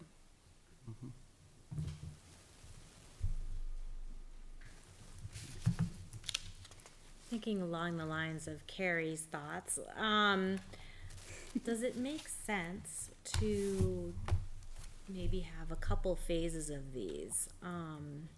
Do they change a lot year to year in terms of the technology? I mean, cause then you would be replacing a certain amount of them at a certain cycle, you know? I can't answer specifically as to what they change and how often they change it. But I would advocate that if we're going to have a model of a tool of this magnitude, that it be the same across the board. So that if an officer is hurt or something, and another officer comes to help and he's got to use that tool, you want he or she to be able to Swappable just parts. pick it up, swap out parts, or operate it without thinking. In that particular situation, they'll react as they've been trained. Sure. So I think we should do it all at All once. the same. But as my thought would be, if we wanted to do that, then, You know it's 47K and you can split it out over 6 years. and then at the end of your set, and by then, boom, you can just buy a whole new fleet of tasers or whatever. Nobody saw that one coming, right? See, that's what, I'm at least predictable. I try to maintain predictability, nothing too crazy. So, I mean, it's understandable to get you have to start somewhere, but then for round two, we could start yeah, for sure. planning for the purchase in Well, I mean, this, you know. whatever makes sense. I'm sure you don't necessarily in want the to go to grand year sea 7 of because, all the other spending requests, I mean, yeah. Oh, it's, it doesn't even hit the threshold. Wasn't it you 50? need more cartridges in training. I can adjust Cartridges. it to make it over. No, I'm fine. No, I appreciate the honesty, but no. So I think that looking at like equipment purchases, even like your rifle, whatever else you have, like what is the annualized cost of stuff, so that we can plan accordingly. I mean, there is some in your budget, but so maybe it's a matter of like this year it's got handguns, next year, and maybe it automatically levels itself out based on what the purchase is. But I don't know, because it seems like some of the other stuff gets pricey too. It all gets pricey when it sits and gets old. So, I mean, are the X2s, they're just out of date, or do they, I mean, what's the difference between an X2 and a Taser 7, for example? I'm just curious.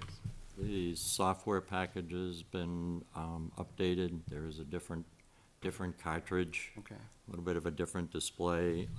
The ones we're currently carrying, we asked about repair on a couple of them, and you know the response to that. Okay. Got it. Did you ask them if the displays on the new ones actually last longer than these? We're hoping they do. Okay. Seems mighty convenient to me, is all I'm saying. For something that's most of the times in the holster, right? Unless you're training with it, Well, you have more to often than not. Yeah, or you gotta test it every day to spark it up and. Yes, but I mean, should be normal operational use. I don't know. It's not you, it's just, you know, I understand. seems mighty convenient, that's all, for the Taser company. So are you looking to bundle this? The only reason I ask is, the purchase is for 47,000. And we went to. We're at 50. We're at 50. For So- CIP. For CIP. But this committee has a It's dual ARPA. charge of of also determining or helping to determine, making recommendations on the use of ARPA funds. So that would be regardless of. Oh, any okay, cap. I got it. All right. Okay. That makes sense. Yeah. that makes sense. Okay. All right. But do you see a new facility somewhere on the 5-year plan, or no? Because it used to be on the plan, right, at some point? Well, yeah, it is. So, Oh, the facility, yeah. Yeah. well, Facility I thought we were stuff. updating our chart, so if. Yeah, we did get a project request sheet for Okay. for the facility. Oh, all right, so you guys had a different discussion. I just haven't seen the chart, so we're good. I mean, hey, if they're looking for tasers in the next 5 years, I'm like, oh, that's Well, not I too mean, bad. If they wait a year or two, it might be more than 50. Huh? Just, I'm being funny. Just like the fire truck that went up like 20% or something? That's what I'm saying. Then they'll meet the threshold and it'll all be good. So all you have to do is buy one more. So you can adjust Make it a 20, and then you're all set. Boom, cross the threshold. Wouldn't even be 20 at that, I mean. You buy 19 and You you get like, half of one, you get a holster for one, it's $3,000, so you're good. so I'm telling you, what you need to do is figure out how to Sarcasm, sorry. manufacture them, like, and then side business, man. I understand. $3,000 a piece, you could, Exactly. All right, I think well, I guess the only question I have is, did you have any updates on pricing for the police department or anything along those lines? I don't, sir. Okay.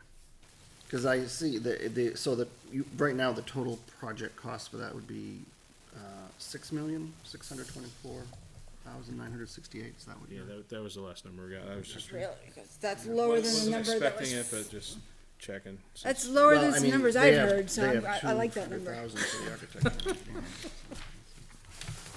I remember someone who gave us a number twice that, so 6, That's what I heard. but it's not gonna be 12 either, which is what I heard before, so. I want him running it then, not you.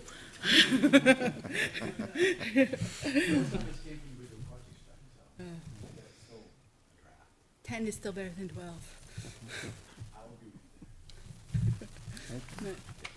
I'm all set. Everyone else good? Thank you. Okay, well, Thank you thank you so very much. much. Thank you very much. See, we can agree on something. No, this was just a request from ARPA funds. We've already talked to this. Oh, okay, got it.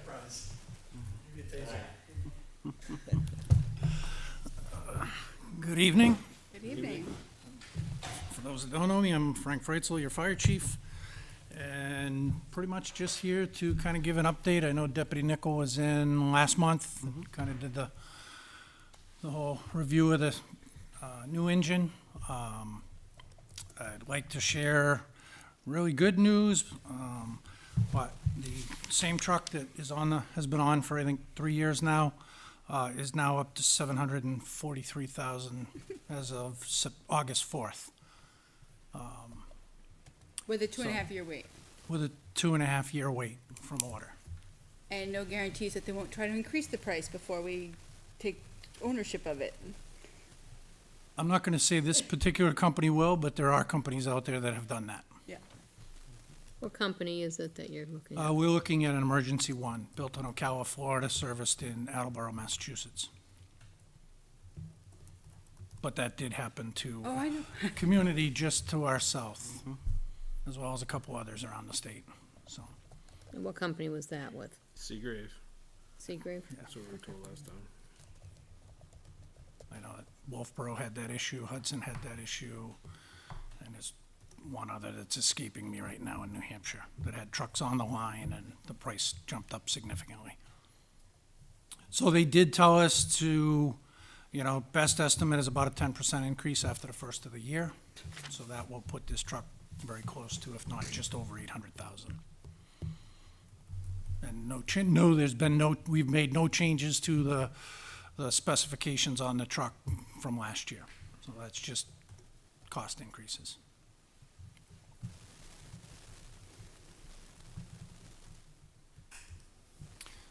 So in reality, this truck that we're replacing will be 35 years old by the time the new one If we go new. comes in. Yeah. I mean, That's assuming it's ordered Now, next year, next April, March. May, June sometime. 2 to 2.5 years is what we were just told last week when we were down at Greenwood in Attleboro.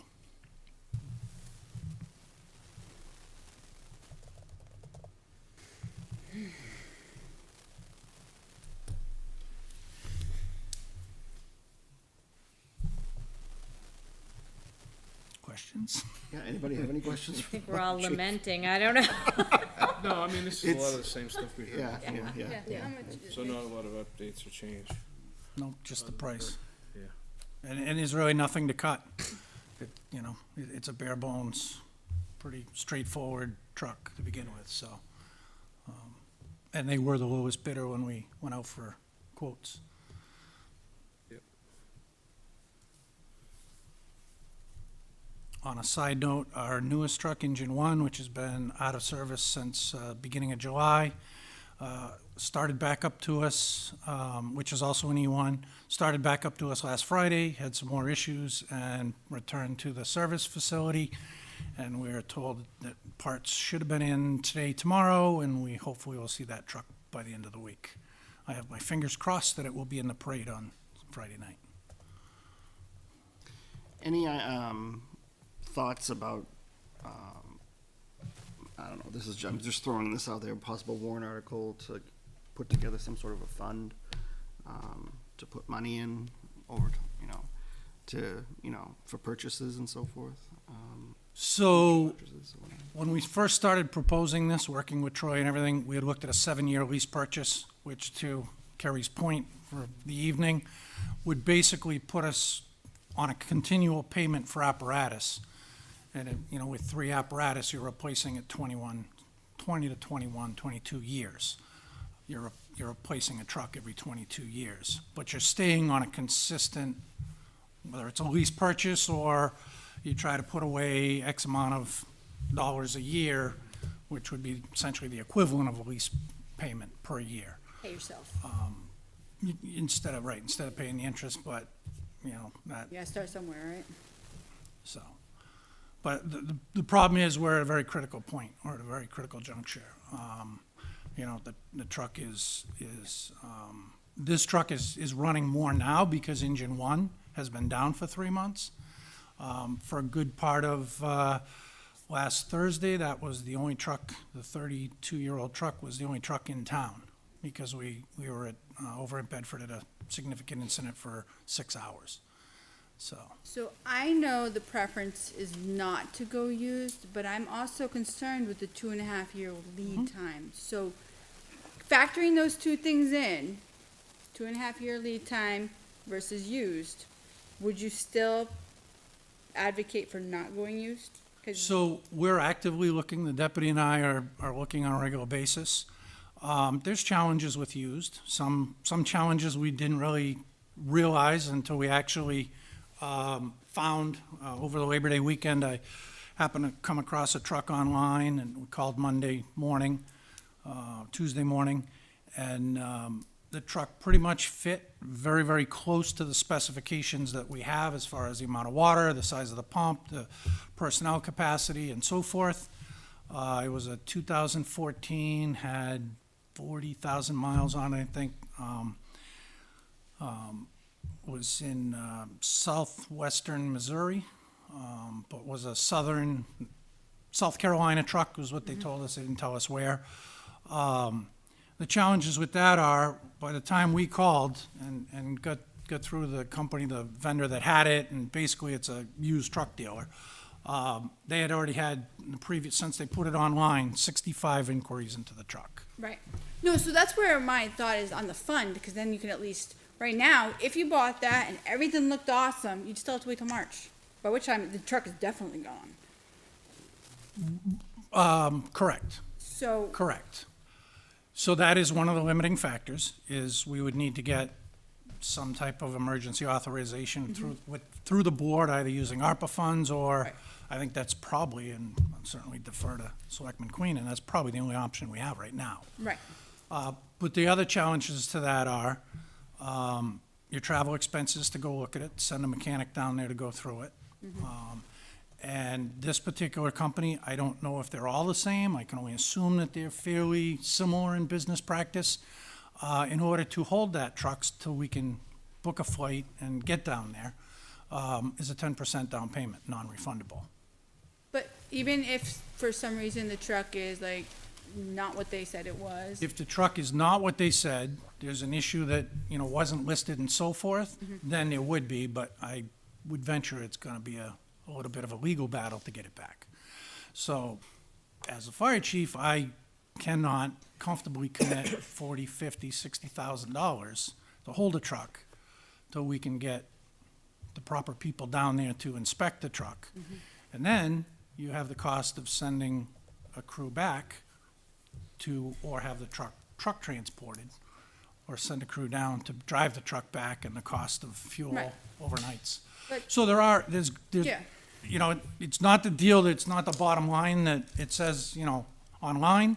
There's some significant costs No, over and I- above that, but I appreciate that, it puts a fire truck in the fire station a lot quicker than 2.5 years. right, The bigger challenge that, the deputy and I were discussing today is, given the number of fire trucks that were damaged in South Florida over the past week, They're gonna start showing up on used, the market. they're gonna start showing up on the market. Want those. And used trucks are gonna be even harder to find because, parts though, there are probably gonna be parts galore. not water-soaked parts. Last time there was a big hurricane, all those cars that were flooded ended up on Yeah. the used car market too.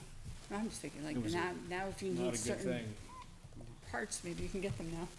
There was actually one fire truck that had to be pushed out of the fire station in waist deep water because it caught on fire.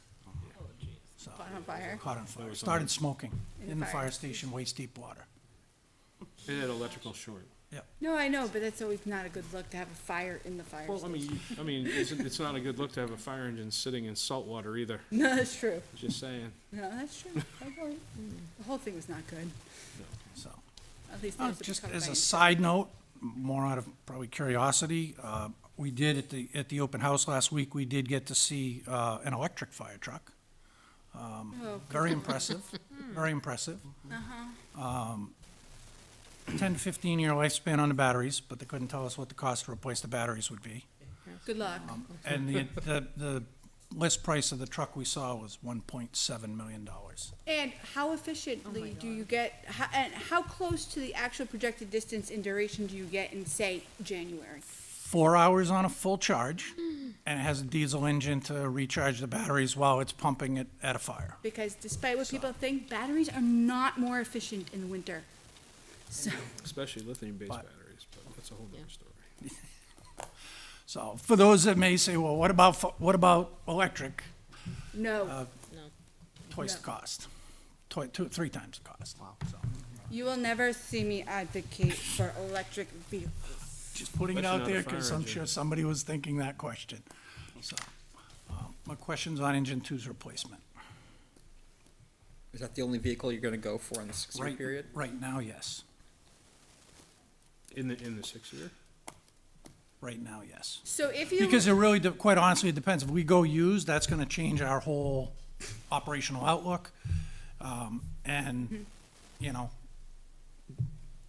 the 2001 and 2003 aren't gonna get any younger. Right. But we gotta solve this problem before we So- had put 2, and the other reason is we had put 2 on there originally, and I think it created a lot of confusion. So right now, we need to get engine 2 in the replacement cycle and ordered, and then we can determine where we're gonna go from there, So as far as apparatus. we'll have an answer by warrant article time, so I would hope to see the whole annualized cost, how much should we be putting aside on an annual basis? Because even if you need a new vehicle or to replace in 2 years, at least you'll have 2 years worth of payments saved up to reduce that cost. So it should be something we're planning for. So. Don't so- disagree with you. So regardless of what the outcome is, whether it's ARPA funds or warrant article or something, we should figure out how much we should be putting away on an annual basis to prepare It ourselves. goes in as warrant at the same time. Yeah, unfortunately, probably. There's no Just grants or clarify. anything out there? There's some there are some, I do know of one department that, in New Hampshire, that got an apparatus, but it is so competitive and short of having really a professional grant writer, although I believe we may have access to one. Okay. In the future. Taking a class but- is not gonna help you initially, I'll just say. Right. It'll be more beneficial than not, but It's the There's an demographics art, and that really create the challenges, so. but, Obviously, I would certainly encourage some use of ARPA funds. I'm not gonna sit here and ask for the full truck, because there are other priorities, I recognize that, we recognize that as an organization, but certainly would ask the board to consider some level of usage of the ARPA funds to either do a down payment or, you know, make the first payment or 2 on the lease purchase. You know, I know there's been a lot of chatter around town earlier this year about why we didn't use it, why it wasn't proposed for use to offset the cost of the truck. So I don't think that sentiment's gone away, so. All right.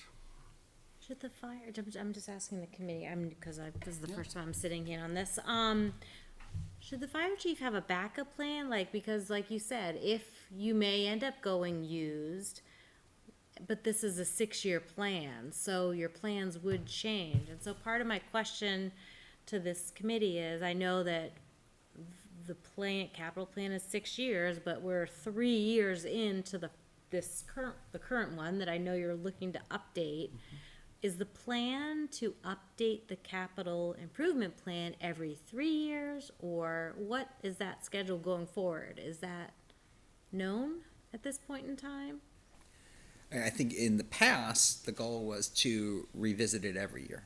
It should be a working document. Right.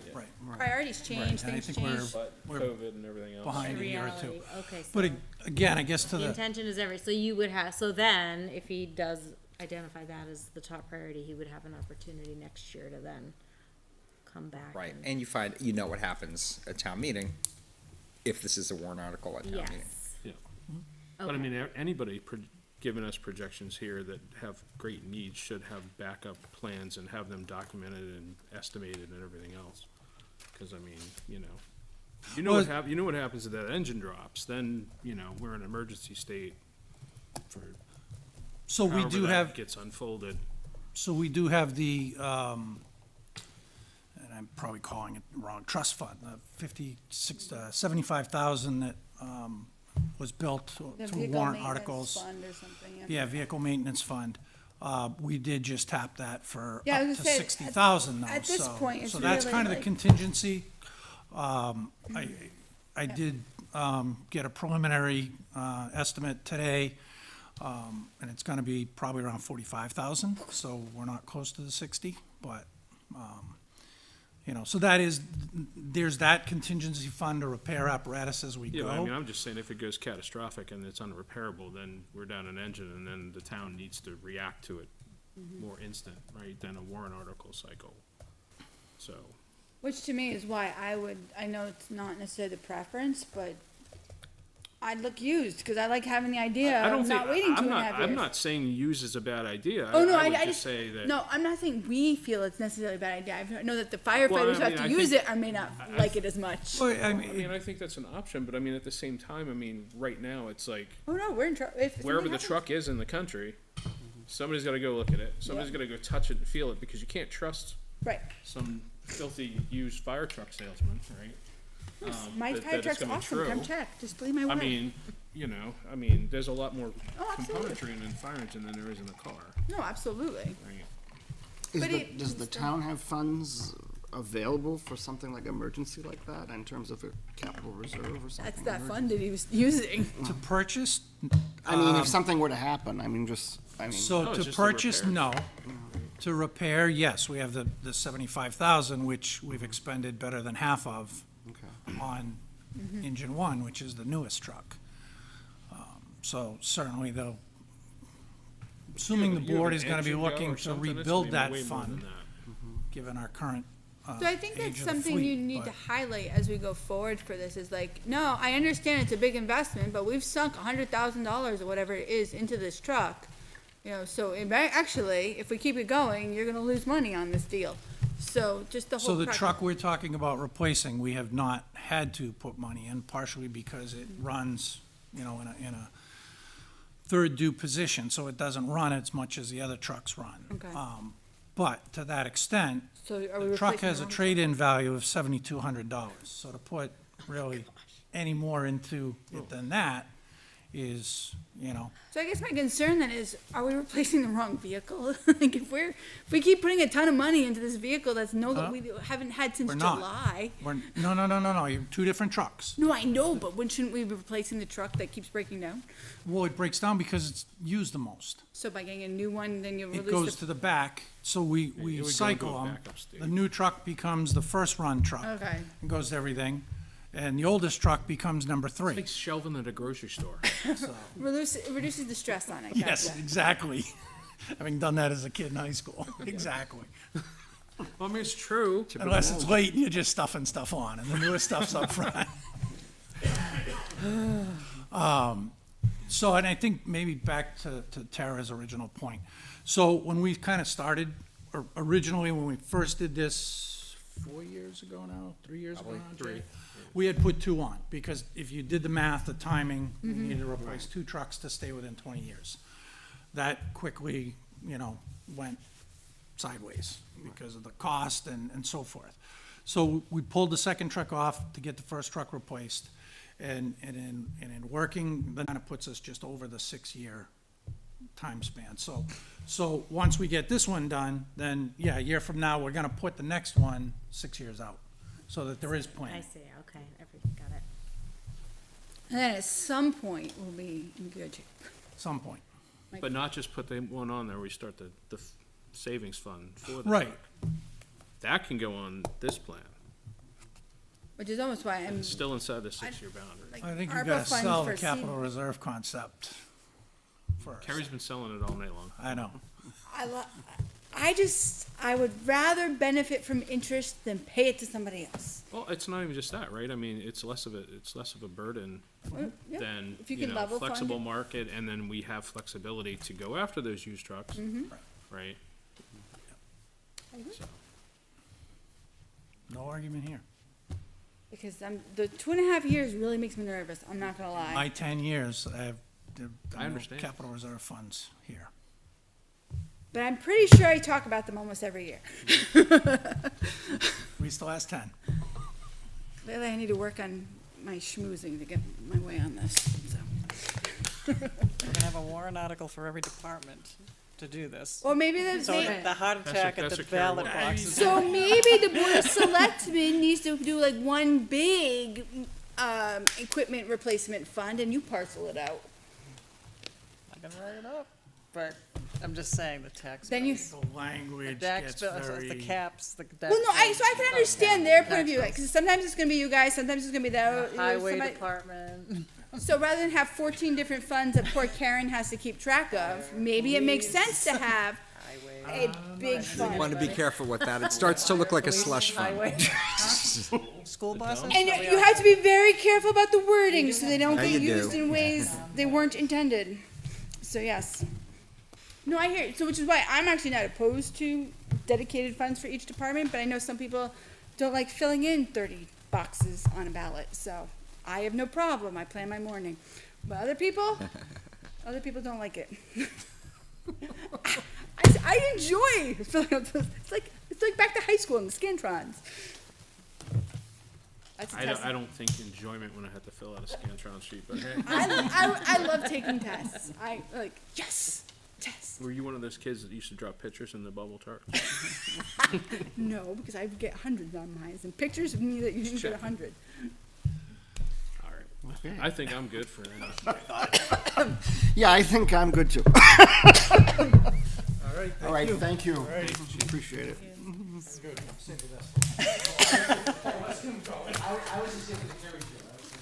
He was here. See, at least I bring him entertainment today. In a couple weeks, I'll bring him tears. So you know, it's all good. Thanks. And it's a Monday, and I'm in a relatively good mood. How crazy is that? And next time you sit up here with us, you're part of this group. She's like, I don't know. I get to watch the show back here. Right here. We might not see her again now. She's like, what did I get myself into? She said we were a nice community. She knows what we're going to That was before she saw us. Were we supposed to hear from the library today? Well, you know what, that was a good point. I thought that they were gonna be here They tonight. were going to bundle a bunch of stuff. Yes, they Yeah, were. that's what we asked them to do last time.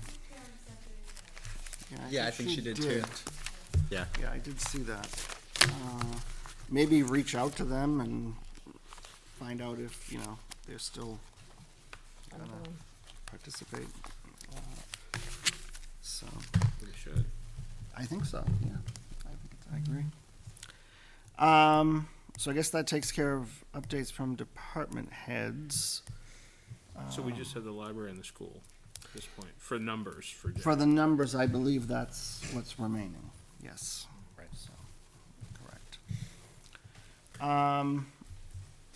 Next item is item F, which is NRPC, and that would be you, Jay. Yes, I mean, not a lot to update, but this is really what I've been waiting for. I've been waiting for these worksheets so that I can do this spreadsheet, which now has just a bunch of zeros in it because we don't have projects.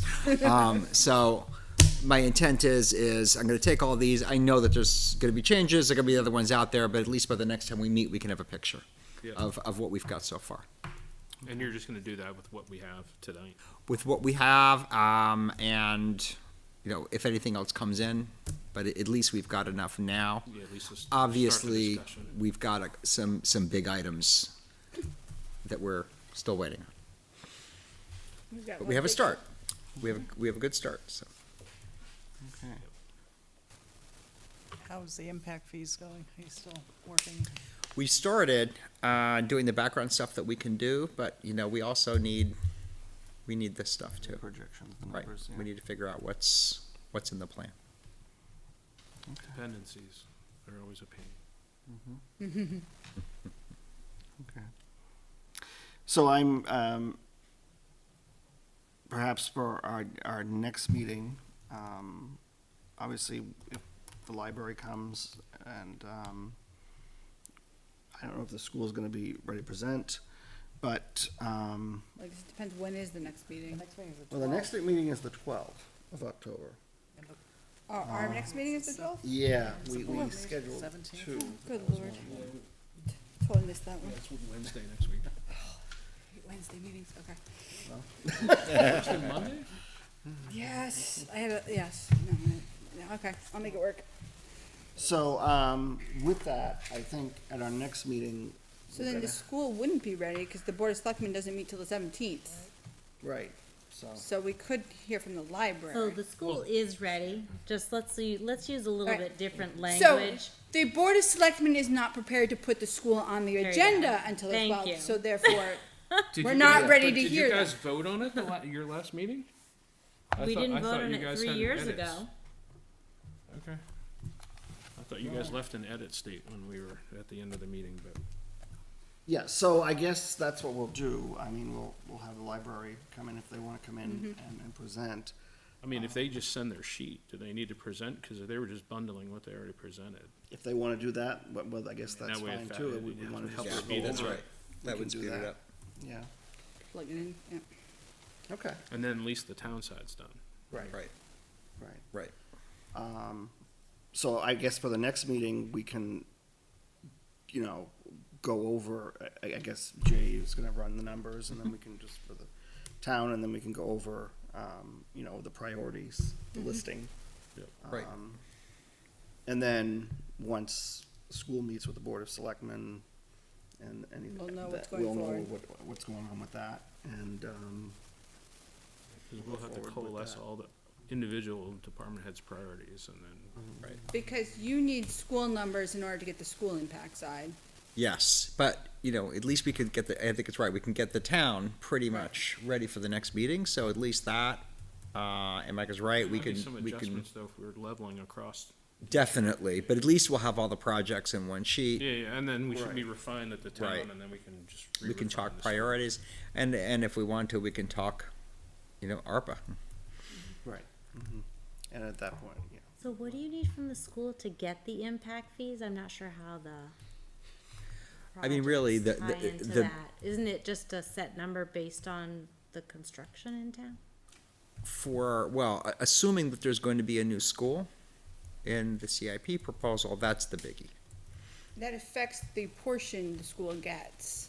So let's make it, whether it passes or not, it should be a big number. Right, so like resurfacing a parking lot, we kind of had that conversation earlier today, that's maintenance, that's not gonna be, an item for impact fees.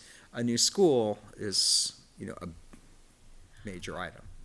Okay, so you're just gonna put on the plan which things qualify for impact fees, is that what you're Well, saying? that's a separate study. For the Yeah. CIP, we need all the capital projects, we Yeah. need the year and the funding source. Yeah. For the impact fee study, we're gonna Oh, determine. so you're talking about something Yes. totally separate, Totally impact separate. fee set, so that was what you Right, were because talking about. you're Right, working on right. them right now. He's But he's Oh, he's okay. like held 30 years on- old, so he's on this revisiting. Yes, because okay, of got this it, got it, Exactly. okay. The school's I thought they underfunded were at this tied point. I up think to the same- number for the school straight up is way too low, and I think it needs to be increased, because it factors, based on the report, it factors in state aid, which we're not gonna get, so that number should be adjusted anyway. Could be.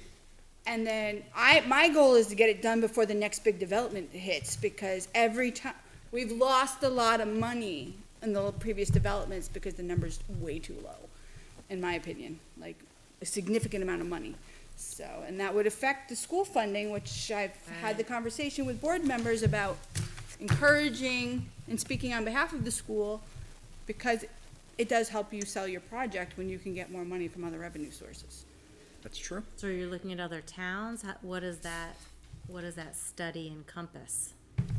Right now, in fact, the existing one that was last done is up on the website, so you can kind of see, there was one done for the schools, roads, et cetera, so you can kind of see what goes into it, so it's not a simple, Right. straightforward calculation. You've really got to figure out the degree to which any proposal is intended to accommodate growth. So there were assumptions made in the last assessment about kind of what can we say is how much of the X cost, the cost in that case of the school, was attributable to growth. So that's what we're gonna have to do. What's the cost, what's the scope of the improvements, and then you know, what's attributable to new growth. And some percentage of it, I'm sure, will be. And other improvements too, so, not just, I'm sure there's gonna be, I'm anticipating that there's gonna be a list of different capital improvements. Right. And how often are impact fee studies typically done? I mean, it sounds like we haven't done one in a long time, but like, It's been really too long. Yeah. It's been too long. It's, you know, there isn't a hard and fast rule, but, I mean, at this point, we've got things that the current impact fees are based on that are no longer. valid, right, it sounds Correct. like it's based on pretty what we out of want to do, so. all And of it, that, I'm yeah, sure, is and pretty while early. it's, you know, the CIP is the CIP and the impact fees are the impact fees, the CIP is what is expressing what those capital needs are. So that really is important. There is a linkage. Okay. So I guess we can review those next time. I guess my other question is, after the 12th, when do we want to meet?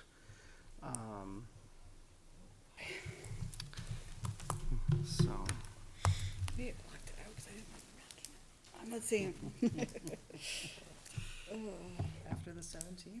Definitely After after the the 19th. 17th. I think, it says Monday, October 17th. Oh, is it 17? Okay. Yeah, Yeah, so it'd have to everything be is after that. good. yeah.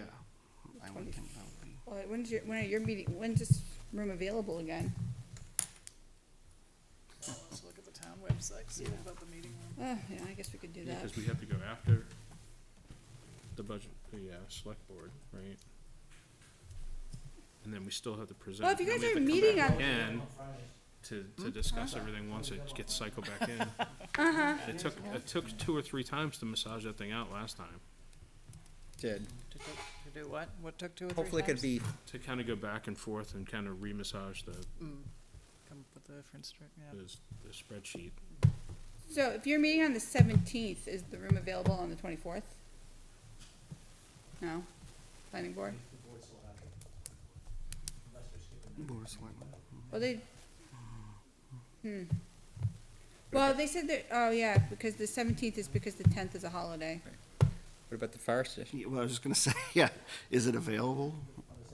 Well, I mean, after the 17th sometime? I don't know. And you have a cable crew. Okay.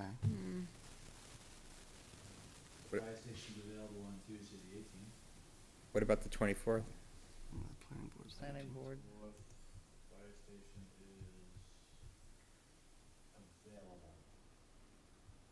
Okay.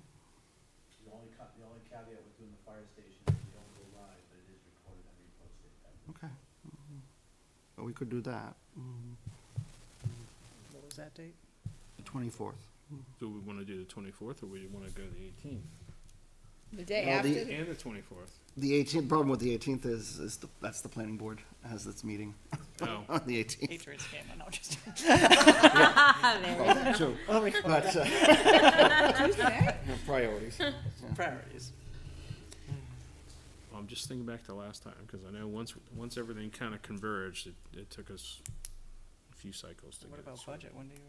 Oh, budget's already started, like, No, we've, so Does it get a certain time of year where you're really looking at things to lock down, obviously, the end of the for, year? on my Thursday, most Thursdays from now until like mid-December.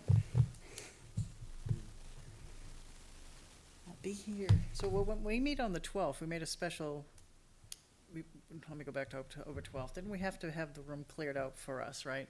So I think it was the school in front of us maybe, right? Wasn't there somebody? The school is in front of you, they're supposed to be done by 6 o'clock. And when is their next meeting? Can we piggyback with whatever date that was? Well, sorry, that was the facilities meeting on the 12th. The school board meeting was on the 19th. Yep. Oh, so, if- And they run, the school board meetings typically run really long.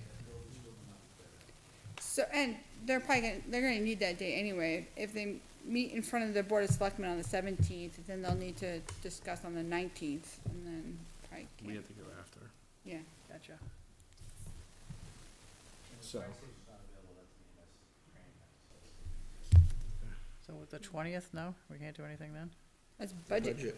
Budget. I thought You're welcome to come. No, my 24th, I think, was the What's next about, one. the- nobody wants Fridays, 21st? Unless someone wants to do it on Friday. Yeah, okay, so, I can, guess that's out. I can make it work. I mean, it's just not my, but it is what it is. If that's what we have to do, that's what we have to do. I'm just thinking where my kids Well, are I mean, when. I'm just, you know, it's timing. Go with the 24th. 24th?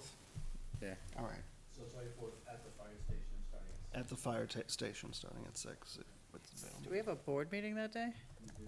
6 o'clock. So what time is this meeting gonna be? 6 o'clock. Okay, I won't be there then.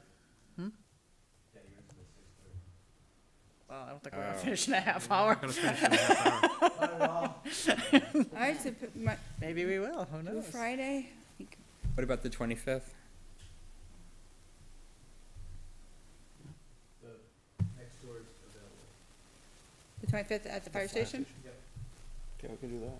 Man, you guys are totally messing up the Sorry. predictability. October 25th? 25th is a Tuesday. We better start picking days after this. Yeah, we do. Right. I think we have to. We're not gonna. Right, because So that's at 6 PM at the fire station? 6 PM at the fire station, That's October October 25th. 25th, okay. All right. When's the next date?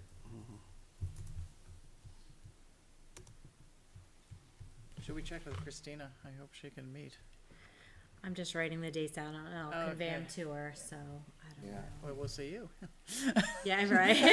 One or the other. So the 25th, Heidi, I think actually is the backup for this committee, but she wasn't available today, so Thank you for coming. we'll see. Down to- Somebody to be here.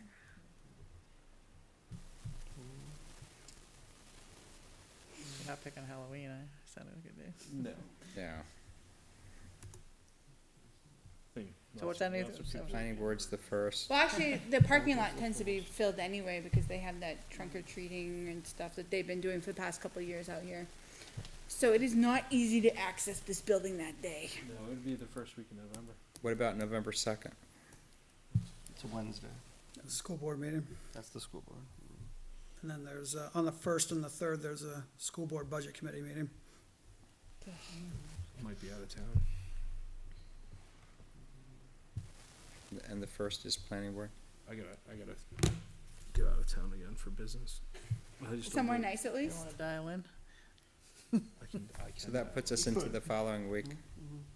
We're talking November 7th, isn't there a voting day in there? Forget The the 8th. Yeah, I think this. Yeah, but I think it's the That's election day, though. The town hall. Well, yeah, she asked what's voting day. The Oh, eighth. I gotta figure it out. So what about the 7th? We have our normal meeting on the 7th, don't we?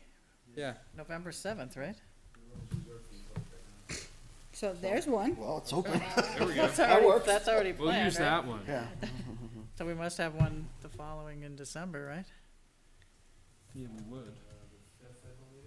December 5th, we already on this, so we already have those two booked, I know, right? but we still, not only do I'm we have not to get sure. that done, we have to build a presentation for everybody else. When do they want that by? And then we have to go do the presentation. Oh, well, And they- warrant article season. Warrant there. articles, I believe, are presented in like mid-December. Well, We then should, that I mean, December we should 5th 's have really at least close. the goal of wrapping up by this, on the 7th. Yeah. I think we could do that. So we only have two more meetings, October 25th and November 7th. Ideally. And do we need to have a public hearing or something? Right, that's 7th why is the we fire wanna station. really Yeah, wrap we up do on need the a public 7th, so that we've got time 25th to is do the fire public hearing. station, The 7th is here. Okay, thank you. So if we wrap up on the 7th, then when are we gonna have a public hearing, I guess is the question. Yeah. Yeah. Cause we need that for, well, I guess, How wouldn't long? stop the people from putting warrants on now, right? Cause they can No, still petition warrant. theoretically work off the old plan. Well, then I think the town can put them right up until like January or something, can't they? Yeah, and I mean, once it's, once you're ready for the public hearing, you'll post the CIP, so people will see it. Even though you haven't had the public hearing yet, people will see it. Right. Yeah. The budget committee But has we it. won't be holding anybody else up from their warrant Right. submissions, is what I was. So, Right. what's the duration, public hearing, so many days before what? Before the hearing, I'd probably have to double check with Joan, but what the lead time is, we put it in the paper. Right. But what are we trying to go up against? Like the public hearing and then, Cause usually like budget committee, it's so many days before the warrant gets posted or the budget gets submitted. It's not that so much, it's just that, We'll have time to review it. people wanna have time to review it, and, you know, we need time to post it. And, you know, obviously you want it to inform the budget committee and, So the budget selectmen, committee so. hearing is generally like the week of January 12th. Like that's when we have our budget hearing. Yeah. So odds are you wanna try to go. oh, before yeah, that. yeah, we wanna beat that. We need another week between January 12th, October my son's 25th and birthday. November. We need another one. Yes. What's this going on? He's 11, he may not. Because we- He'll be we have 11, he may not. Post a public hearing. Yeah, so we should Big be enough, like, okay. okay? If we can do that, we should be okay. But you have to still go to the Board of Selectmen with a presentation, right? Yeah, typically what we've done is present to the Board of Selectmen and then go to public hearing. You could do it all at once if you want, if you want to save time. So then would you do the Oh, we have a public quorum hearing? that day, right? So they have to present to the Board of Selectmen? So would you wanna take a Board of Selectmen meeting potentially and then have a hearing after I that? think what we did last time was there was a presentation to the Board of Selectmen, to the Planning Board, and then a public hearing, if I recall correctly. So was it on a Monday night then, or did they do it Tuesday? That's not mandatory. I mean, you could do, Yeah, it was during the Board of Selectmen meeting. Right. Because we Yeah. presented. so you could do it all in once, if time was the issue. And we didn't want to, you know, wait. Could do that.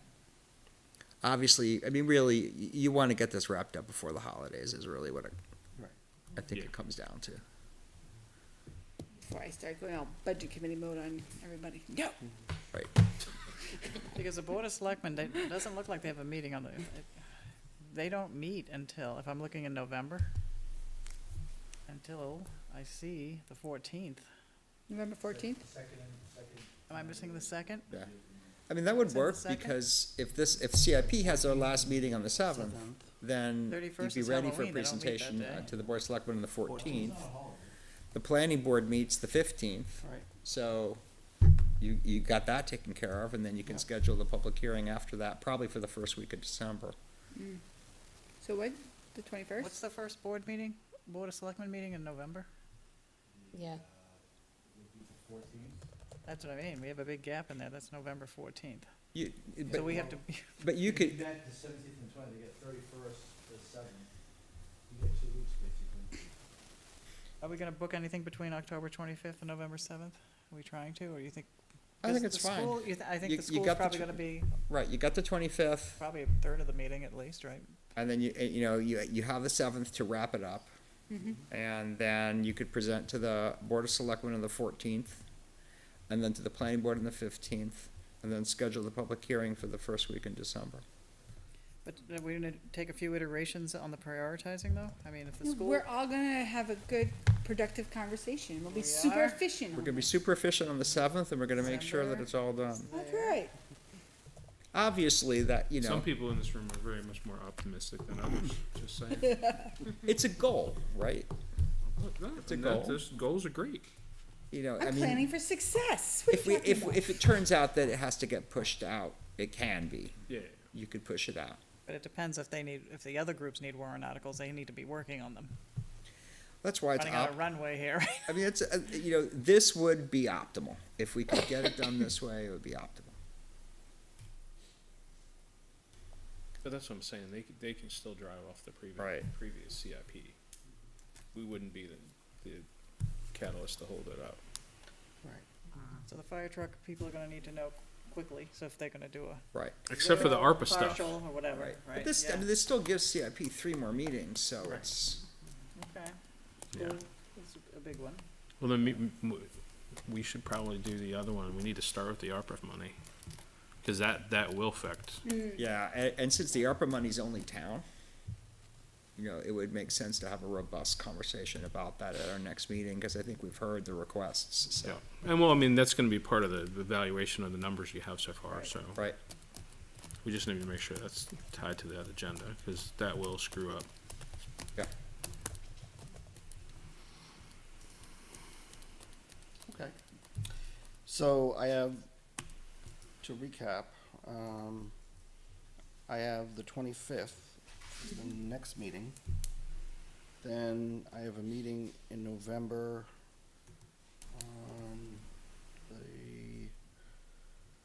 7. The 7th, which is our standard meeting. Yeah, we have one on Right, well, we have October October 12th. 12th, Um, October 25, 25th, and November 7th. and November 7th. Those are the three. That's a lot of time. And the Board of Selectmen's December 15th, and when's the planning board? Trying to get Board of this. Selectmen is the 14th, and Yeah. Planning Board's the 15th. And then the public hearing will be when? Week after, right? You said. Well, no, because you've First got to week in have, December. First week. Yeah. 11, So it's gonna go 14, early- November So the public 14. hearing's gonna go earlier? no, public hearing will be the first week of December. Yeah. The Board of Selectmen is November 14th. Oh, okay. I think you That's- said I'm s- December. Yeah, okay, that makes Yeah. better Yeah. sense to me.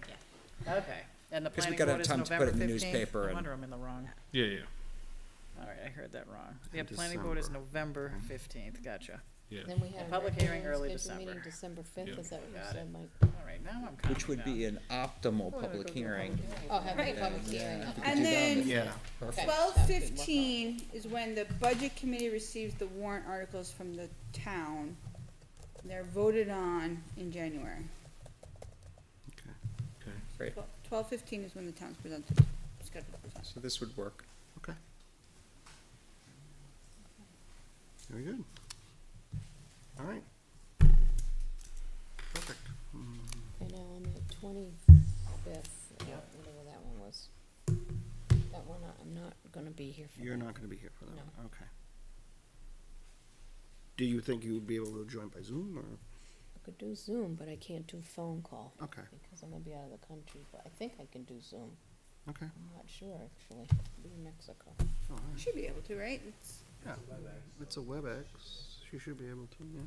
Okay. All right, cool, plan. yeah, we got it, all right. Plan. Like, Let's see. Yes. plan Goals. Item G is public input again. Does any members of the public wish to comment this evening? And hearing none, I will close public input for the second time this evening. H, any other business? Do we have any other business this evening? I know we went over the calendar. Nothing else? Okay. All right, well then, I'll entertain a motion to adjourn. I'll make it. Motion by Pete, do I have a second? I have a second by Kim. Any further discussion? All those in favor, please signify by saying aye. Aye. Those opposed, abstained, motion passes 5-0-0. Well, thank you very much, everybody, for joining us this evening, and thank you, members, for being here tonight. And we will see you all on October 12th. Have a good evening.